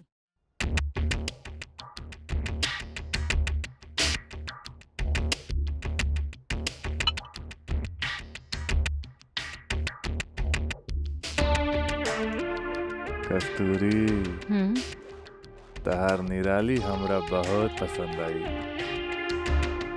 पसंद तो आ गल राजा बाबू, लेकिन ओकर रेट तनिक कड़क बा। पूरा 5 लाख लेतिया। लाख 2 लाख तो हम तारा पे ऐसे ही उड़ा दिला, तब 5 लाख कौन बड़का चीज बा? ओकरा से कह दिया हमार बियाह में अगर उ कमर तोड़ नाच करी ना, हम ओकरा सोना ना जराओ हीरा के अंगूठी दे, वो अपना तरफ से। और बाकी के रिश्तेदार जे ओकरा पैसा दी हैं वो अलग बात। एक कस्तूरी, हीरा के अंगूठी केहू ऐसे ही ना देवेला। अच्छा तो ऊ रवा दिलो दिमाग में इतना घुस गइल बिया। अच्छा एगो काम कर, तनी हेने लावा, हमरे तरफ से ई ला। हाँ डैडी, का बात बा? तू जहाँ बड़ा जल्दी से चल आवा। ठीक बा, हम अभी आओ तानी। बड़ा कमजोर बराउर ये ना मुराद इश्क, ऐसे उतारा के जाम लहले बगैर चल देनी। हाँ कस्तूरी भाई, डैडी के कुछ जरूरी काम आ गइल बा, से जाए के पड़ी। ठीक बा, अब डैडी के फोन आइल ह ते में हम का बोली। चला तनी, बाय।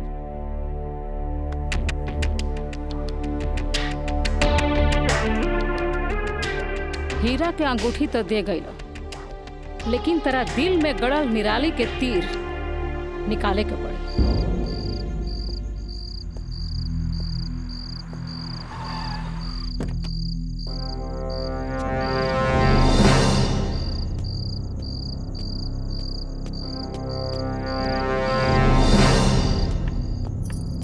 क्या बात बा डैडी, इतना अर्जेंट में क्या बोले नहीं हमरा के?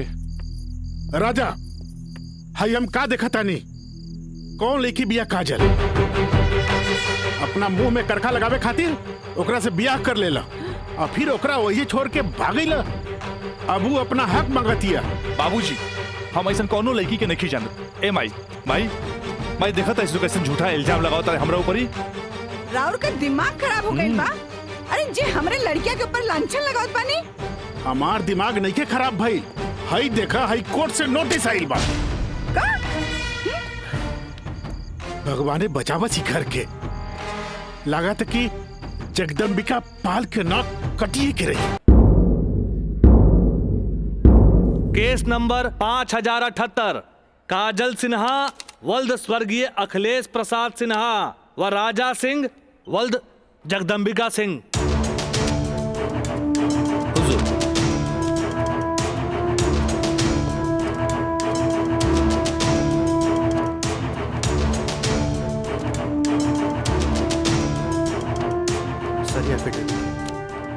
केकर? गवाहन के। अच्छा ठीक है, जग बेटा। मिलॉर्ड, असल में ये एक अमीर आदमी के प्रताड़ित करे वाला केस है। साथ में पढ़े वाला 2 बालिग दोस्त के आपन मर्जी से हम बिस्तर होए के केस है। I object milord. हमार फाजिल दोस्त एकदम बेकार का बात कर रहल बड़न। सच्चाई तो यही है कि हमार मुवक्किल काजल का बिया राजा के साथे बाकायदा मंदिर में भैल रहे, और यह 2 गवाहन के एफिडेविट। एगो राजा का सबसे खास दोस्त मयंक और दूसर ब्याह कराए वाला पंडित। आप देख ले 4 साल बाद हमार फाजिल दोस्त के मुवक्किल कहाँ रहले? सच्चाई तो ई बा जज साहब कि हमार मुवक्किल राजा के शादी रोक के रुपया ऐठे के एगो षड्यंत्र बा, षड्यंत्र। शादी? कैसन शादी? अरे राजा का शादी तो पहले ही हो चुकल बा। अगर दोबारा शादी भइल ना तो तोहार मुवक्किल जेल जाई, जेल। बस जज साहब बस, हमू इनका से यही पूछा तानी कि आखिर ये किस्सा 4 साल बाद ही काहे उठावल गई, बताई? हम बतावा तानी जज साहब।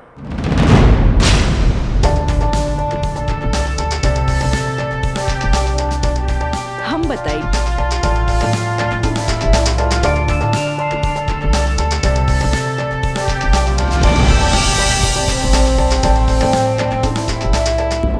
मिलॉर्ड, हम चाहेब कि ये केस हम खुद लड़ी। ई रहल हमार बार ऑफ अटॉर्नी के रजिस्ट्रेशन।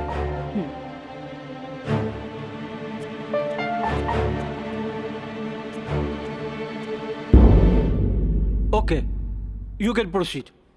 Thank you sir. आशीर्वाद दी। खुश रह। चल।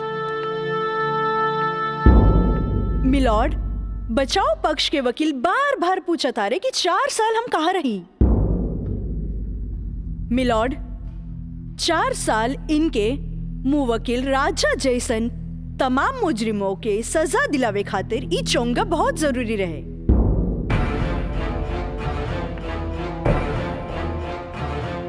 मिस्टर हैदर काज़मी साहब, अब समझ में आयल कि 4 साल हम कहाँ रही कि और डिटेल बतावे के पड़ी। तो मिलॉर्ड, हम केस के स्टडी खातिर हमरा के कुछ समय चाहिए। हाँ, कोर्ट इंस्ट्रक्ट करती है कि राजा की शादी रोक दी जाए जब तक कोर्ट का फैसला ना हो जाए। बचाव पक्ष के वकील की रिक्वेस्ट पर यह कोर्ट मुअत्तिल की जाती है।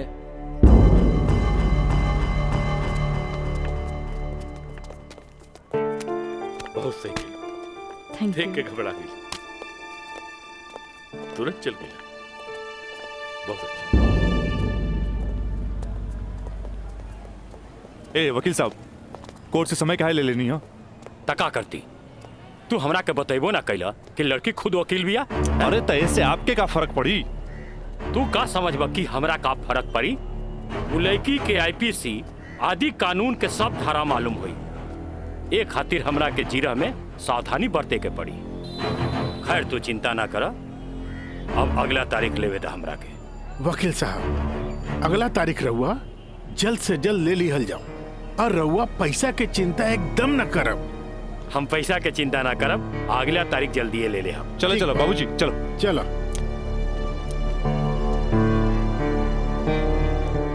हेलो, हाँ, अब फिक्र करे के बात नहीं के। अरे तहार काम हो जाई, हम समझ गए नहीं, एकदम में समझ गए नहीं। हाँ,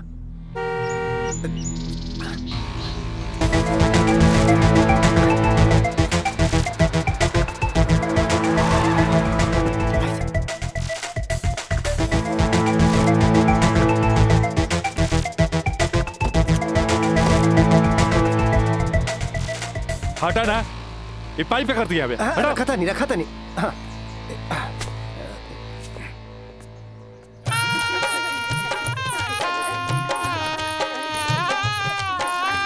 बंद करो सब नौटंकी, ये शादी ना हुई। अरे हटा यार, सब हटा।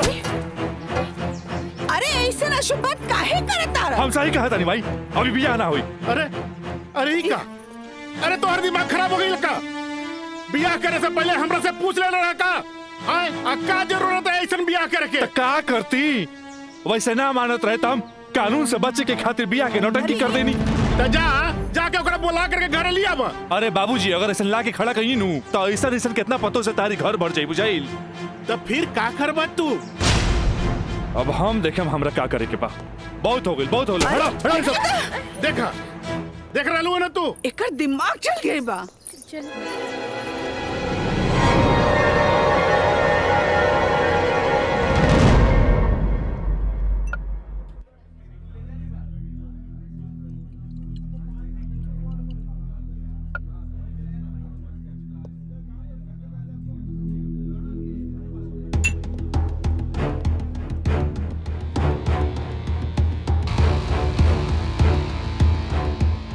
राज, का बात बा?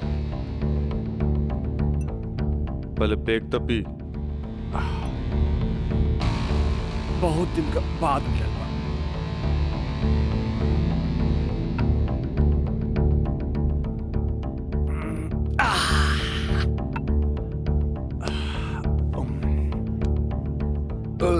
अब बतावा का बात बा? मयंक,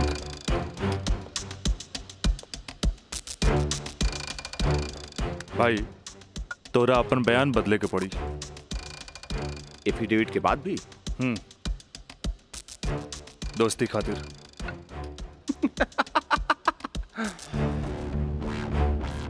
अब बयान देवे का कीमत काजल 50 लाख लगो ले गया।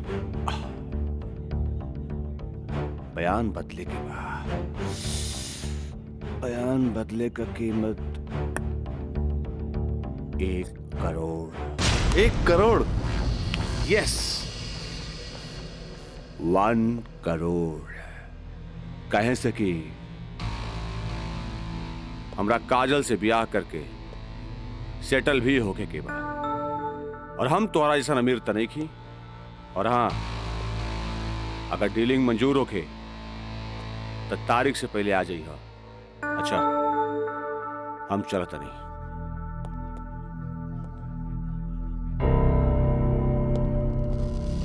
हमार बिल्ली हमरे से म्याऊं।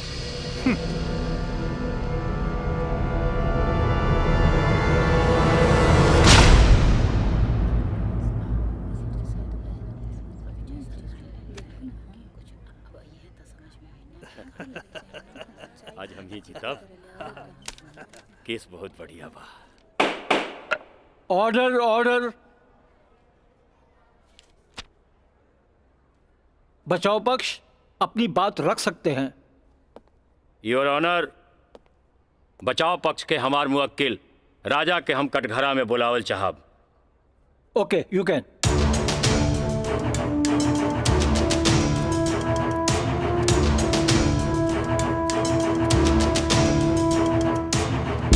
हम गीता पे हाथ रख के कसम खाता नहीं, जे भी कहब सच कहब, सच के सिवा कुछ न कहब।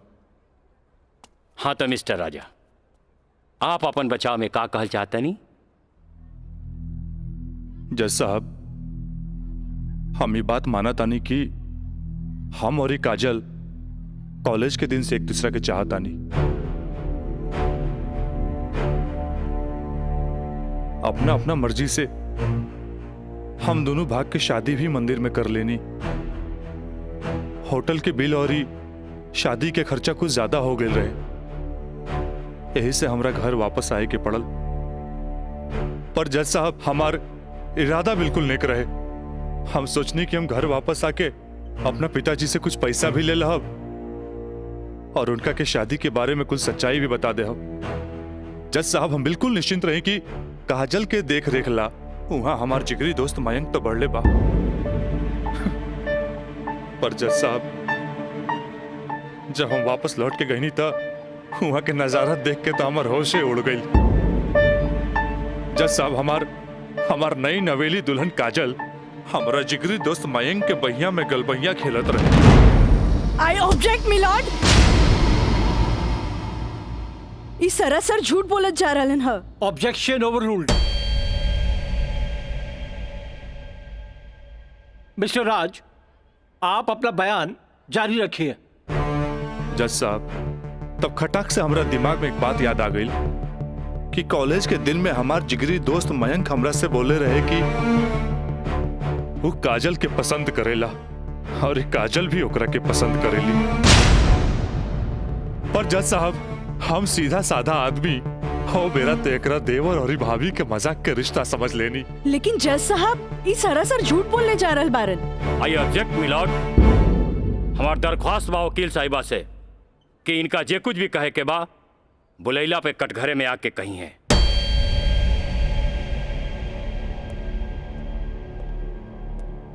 आप कंटिन्यू कर सकते हैं मिस्टर राज। जज साहब, कोई भी आदमी अपना बीवी के केहू दूसरा के भैया में देखी तो ओकरा मन मस्तिष्क पर का गुजरी, ये आप अच्छे से समझ सकीले जज साहब। मिलॉर्ड, ई सरासर झूठ के पुलिंदा आपके सामने रखल जा रहल बा। कोर्ट के गुमराह करे की कोशिश कई जा रहल बा। तया पानी ना कोर्ट के सही रास्ता दिखावे वाली। अरे घबराई ना, जल्दी ही रहुओ के बयान देवे के समय मिली।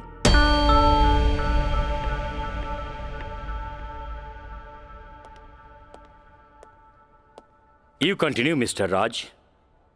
जज साहब, समय के साथ साथ हम तो अपना आप के समझा लेनी और एक बुरा सपना समझ के हम सब कुछ भूल के काजल के अपनावे खातिर भी तैयार रही। हम आज भी काजल के अपन धर्म पत्नी मानी ले, अपन धर्म पत्नी मानी ले हम काजल के। That's all, my lord। हम चाहत कि वकील साहिबा काजल सिन्हा के कटघरे में बुलावल जाए, वो भी वकील के तौर पर ना, मुद्दई के तौर पर। इजाजत है।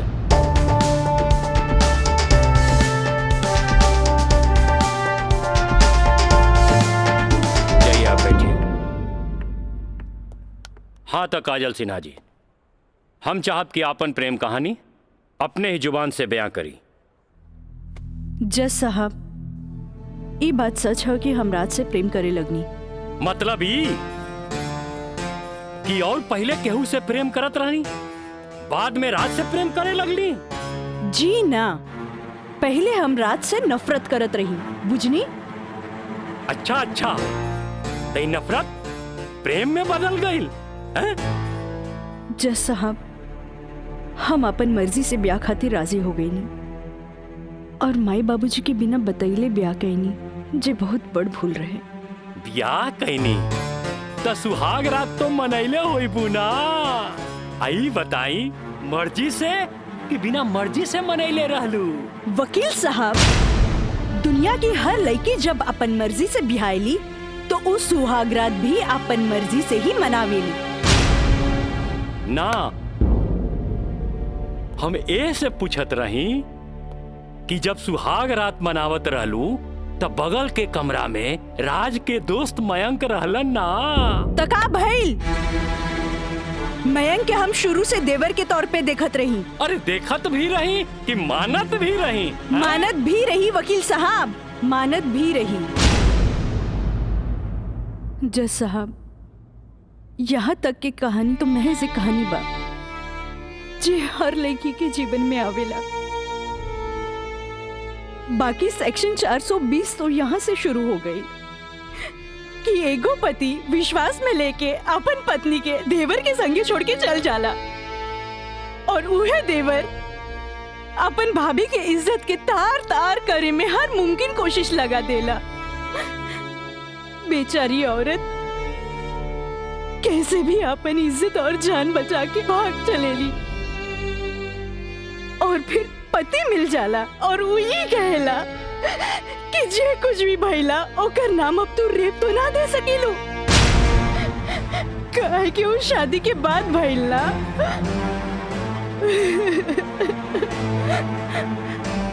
और रहल बात शादी के, तो तू सो कॉल देवर से कर सकेलू, काहे के ओकरा हमार झूठन खाए के आदत है। जज साहब, हमार सगरो अरमान चूर चूर कर दिहल गइल। हमरा कुछ समझ में ना आइल, आखिर हम करी तो का करी? हम परिवार से मजबूर हो गए नी जज साहब, हमरा झुट्टन बना देल गइल। हम झुट्टन हो गई नी, हम झुट्टन हो गई।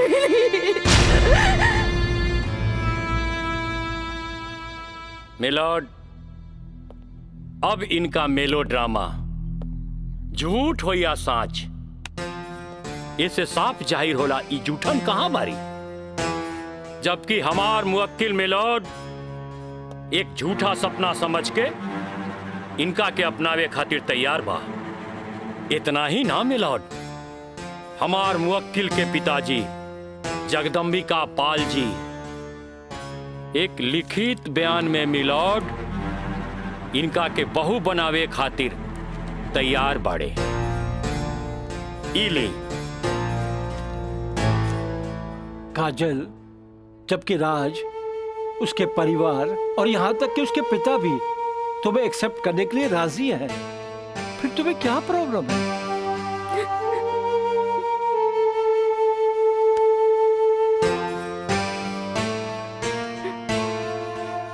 तुम बोलती क्यों नहीं हो? कुछ तो बोलो। मिलॉर्ड, वहाँ मर जान के खतरा है।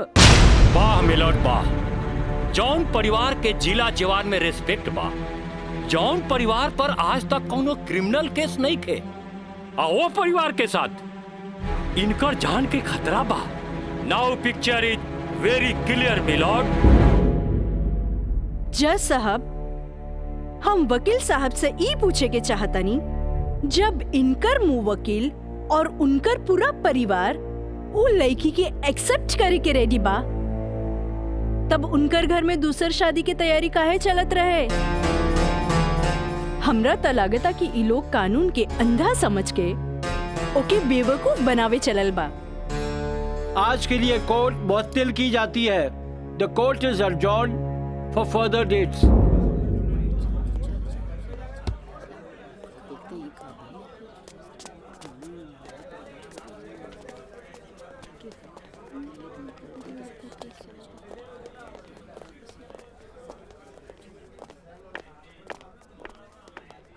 वकील साहिबा, अरे वाह, तू तो बड़ा चालाक बड़ू हो। एफिडेविट करवा के मैं कि तू अच्छा यूज कैलू। आपके के कह दलस कि कोई वकील के सबूत इकट्ठा करे खातिर चालाक ना होके के चाहिए? बाकी चालाकियों में भी हम तोहर बापे निकलब। और अगला डेट में दूध में ऐसा पानी मिलाई देखते रह जाओ। चलो बाबूजी। देखो काजल जी, कल कोर्ट में उनके वकील ने जो बहस की, ये एक केस है 99 दिल्ली का। तुम्हारे केस से बहुत कुछ मिलता जुलता है। जी सर। और इसमें उसके पक्ष में फैसला हुआ था। मैं इसको अंडरलाइन कर दे रहा हूँ। ओके। हाँ। तो ये पॉइंट जो है, ये पॉइंट ध्यान से पढ़ लेना। जी सर। और कल तुम्हारी बहस में ज्यादातर ये बातें होनी चाहिए। ओके। समझ गई ना मिथिलेश? जी। थोड़ा ध्यान रखना, ये सारे पॉइंट्स इसके दिमाग में बैठ जाने चाहिए, क्योंकि सारी बहस इसी पर होनी है। जी। कल की बहस बहुत इंपॉर्टेंट है। जी सर। ये बुक ले जाओ, अच्छी तरह से इसकी स्टडी कर लेना। जी ठीक है? जाओ बेटा। Thank you sir. God bless.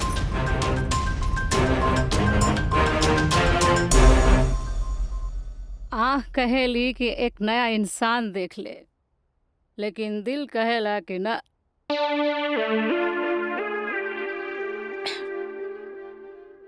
कि वह शख्स एक दिन लौट के जरूर आए।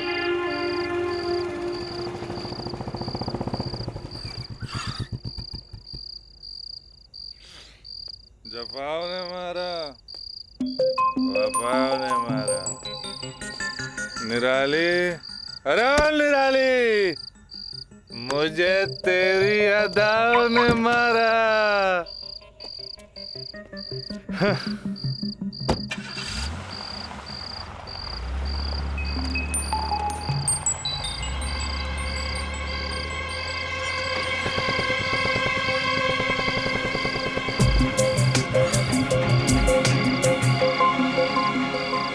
राज यहाँ प्रोस्टिट्यूट एरिया में?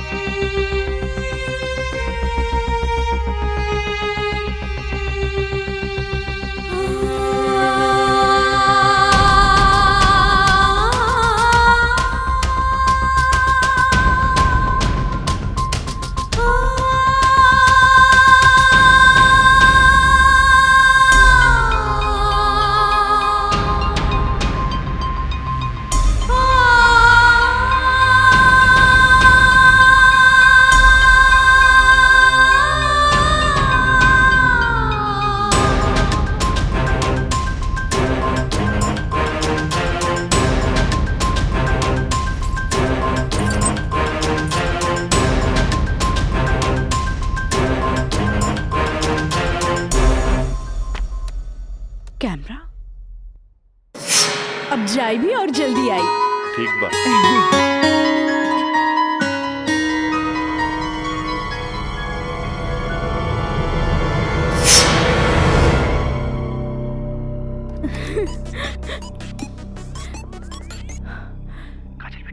हाँ काका, काजल बोला तानी। काजल बिटिया काम हो गई। का काम हो गई काका?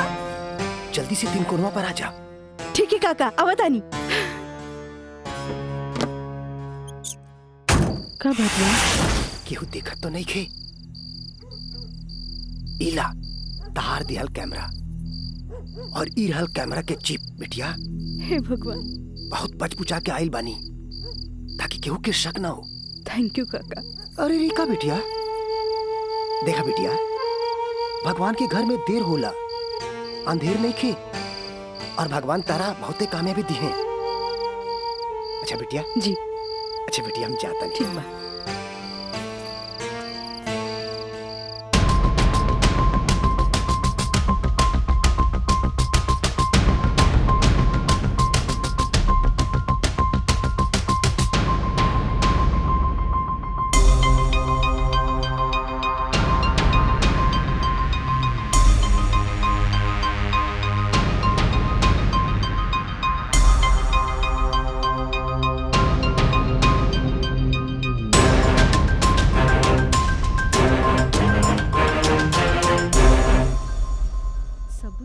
दे देनी। हाँ बाकी सर आ गए ले।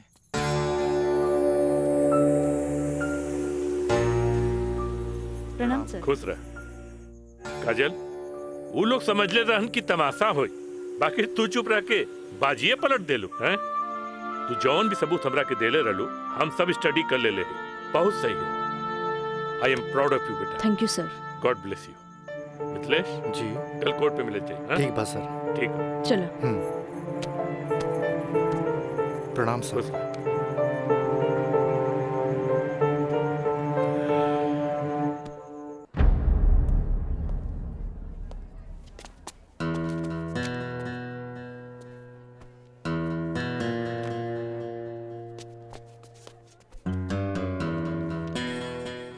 अदालत की कार्रवाई शुरू की जाए।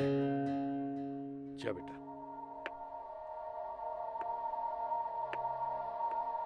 मिलॉर्ड, असल में ई केस एगो अय्याश अमीर आदमी के अय्याशी के केस है। साथ में पढ़े वाली छात्रा के अपन अय्याशी के जाल में फंसा के ओकर असमत से खेले के केस है। I object milord. हमार वकील साहिबा के शायद दिमाग खराब हो गई बा जी। हमार मुवक्किल पर बेबुनियाद घटिया इल्जाम लगा रहल बाड़ी। मिलॉर्ड, जेकरा ई घटिया और बेबुनियाद इल्जाम कहतारे ओकर बुनियाद हा। हम चाहे कि इनकर मुवक्किल राजा के कटघरे में बुलावल जाए। इजाजत है।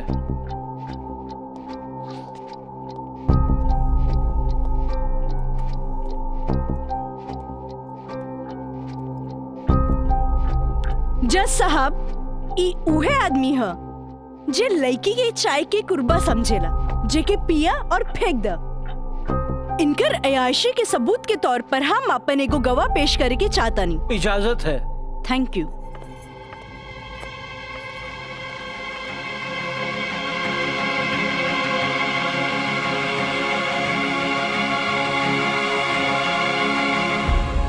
जज साहब, इस शहर के जानल मानल तवाइफ कस्तूरी बाई है। हाँ तो कस्तूरी बाई, ई जे सामने कटघरा में खड़ा बाड़न, का आप इनकरा के पहचाने ली? अरे इनकरा के कैसे ना पहचाने? ई तो हमार पुराना ग्राहक राजा हवन। Good, thank you. अब जा सकेनी। हाँ तो जज साहब। I object milord. हमार वकील साहिबा हमार पर्सनल क्लाइंट के केस के रुख के बदलल चाहता रही। आखिर केस के ई बात से का वास्ता? वास्ता हाँ जज साहब, वास्ता हाँ। जॉन परिवार के रिस्पेक्ट के गुणगान हमार वकील साहब करत आ रहल बारन, वो परिवार के एक लौता बेटा के चरित्र से वास्ता कैसे ना रही? बताइए जज साहब। अब हम अपन अगला गवाह राजा के कॉलेज के प्रिंसिपल एनके गॉड के पेश करे के चाहतन। इजाजत है। Thank you. प्रिंसिपल श्री एनके गौड़ हाजिर हो।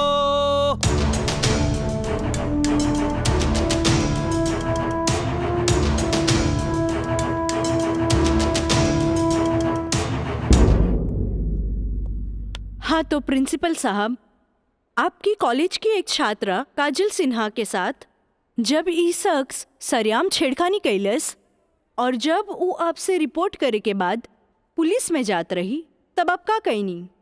हम ओकरा के पुलिस में जाए से रोकनी और राज के हिदायत देनी कि आपन आदत से वो बाज आवे, काहे कि हम ना चाहत रही कि रसूखदार परिवार पर कोई आँच आवे। Thank you. नोट किया जाए मिलॉर्ड। रसूखदार सुनल गई ना जज साहब, हमार वकील साहब के हिसाब से जॉन परिवार पे एक भी क्रिमिनल केस ना है, हुई भी तो कैसे। खैर, अब हम सबूत के तौर पर इस रसूखदार परिवार के एक लौता बेटा के जिगरी दोस्त मिस्टर मयंक के पेश करे के चाहता नहीं। इजाजत है। गवाह मयंक हाजिर हो।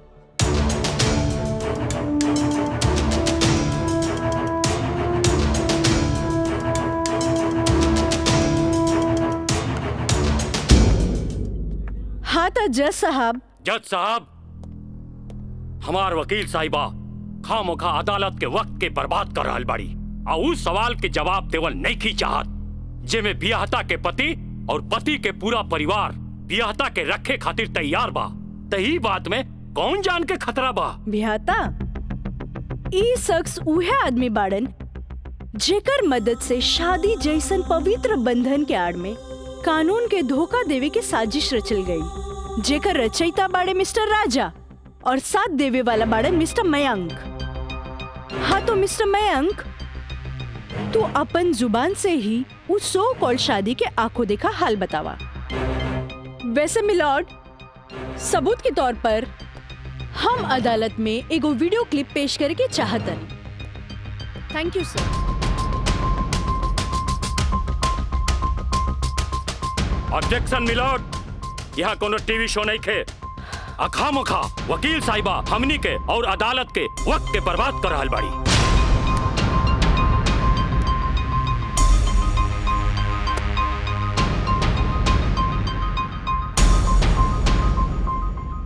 जज साहब, वीडियो क्लिप में साफ दिख रहल बा कि दुल्हा दुल्हन के दाएं बाएं ना बल्कि आमने सामने बैठाल गईल ह, जे हिंदू रीति रिवाज से बिल्कुल गलत बा और ऐसे नहीं से भइल काहे कि पंडित से शादी ना करावल गई, एक बहरूपिया से पंडित के रूप धरावल गई।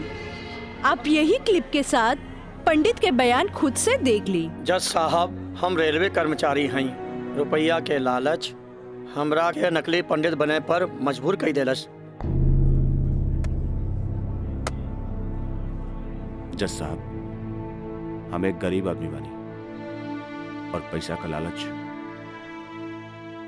बड़े बड़े लोगन के अच्छा और बुरा समझे का शक्ति के छीन लेला। हम तो एक गरीब आदमी बानी, दोस्त के कहला पर हम एगो भलता आदमी के पुजारी बना के इन लोग का ब्याह करवा देली। आखिर हम भी क्या करती? जज साहब, काजल की खूबसूरती का हम दीवाना हो गई और काजल के पावे खातिर हम समाज और कानून के हर सीमा के भी लांग गईली। हाँ तो जज साहब, हमार दूसरा वीडियो क्लिप देखी जे ई साबित कर दी कि धारा 420 से शुरू हो करके धारा 376, 375, 362, 361, 120B के उ लड़की के साथ अंजाम देल गल बा। और जज साहब, लगे हाथ हमार दूसरा वीडियो क्लिप भी देख ली प्लीज।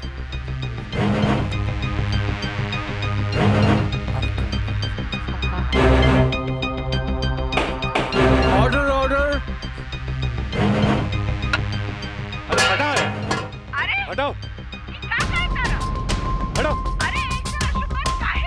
हम सही कहा था नहीं भाई, अभी बियाह ना हुई। तोहरा के बियाह करे के कौन कहले रहे?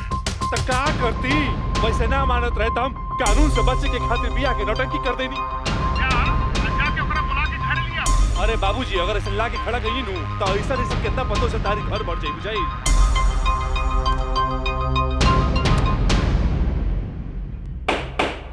Order order.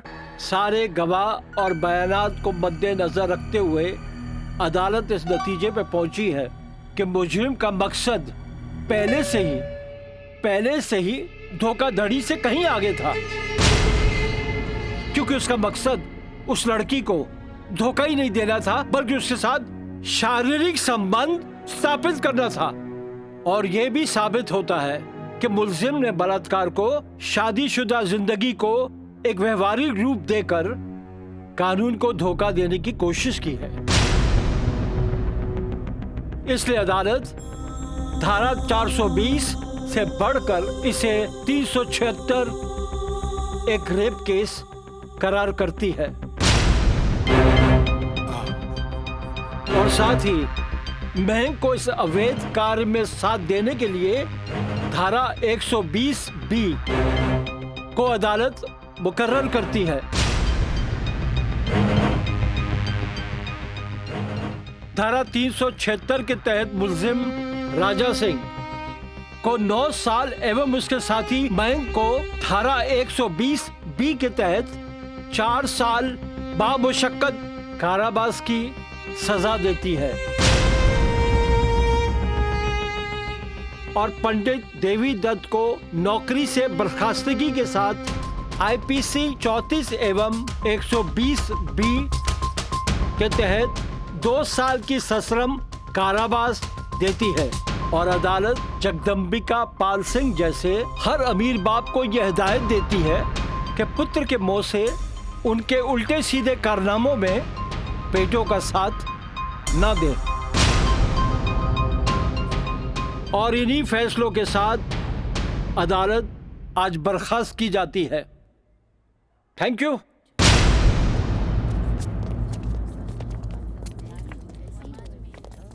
सर,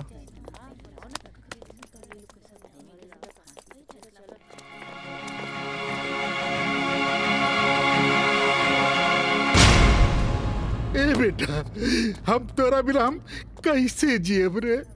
ए बाबूजी हम आज बात जान गए नहीं कि झूठ कितना भी ताकतवर क्यों ना होके सच के आगे हमेशा छोट पड़ जाला। एक औरत अगर अपना आदमी के बना सकेली तो वह औरत अपना आदमी के बर्बाद भी कर सकेली। बाबूजी हम कबो औरत जात की इज्जत न कईनी, उनका के अपना पाव के जूती समझनी, पर हम भूल गए रहनी की जन धन दौलत पे हम इतना घमंड करे ले। बाबूजी वो तो एगो लक्ष्मी के रूप है। बाबूजी हमारी गलती माफी के लायक तो नहीं खे, पर हो सके तो हमरा के माफ कर दिए। बेटा, तुहारी पश्चाताप के आंसू में तुहार पाप सब धुल जाई रे। चल इंस्पेक्टर साहब। Kajal, congratulation, I am really proud of you. Congratulation तो हमरा के बोले के चाहिए, काहे कि जीत हमरा लिए अकेले पॉसिबल ना रहे जी आप हमार साथ ना देती। Good, I am really proud of you Kajal. Thank you sir.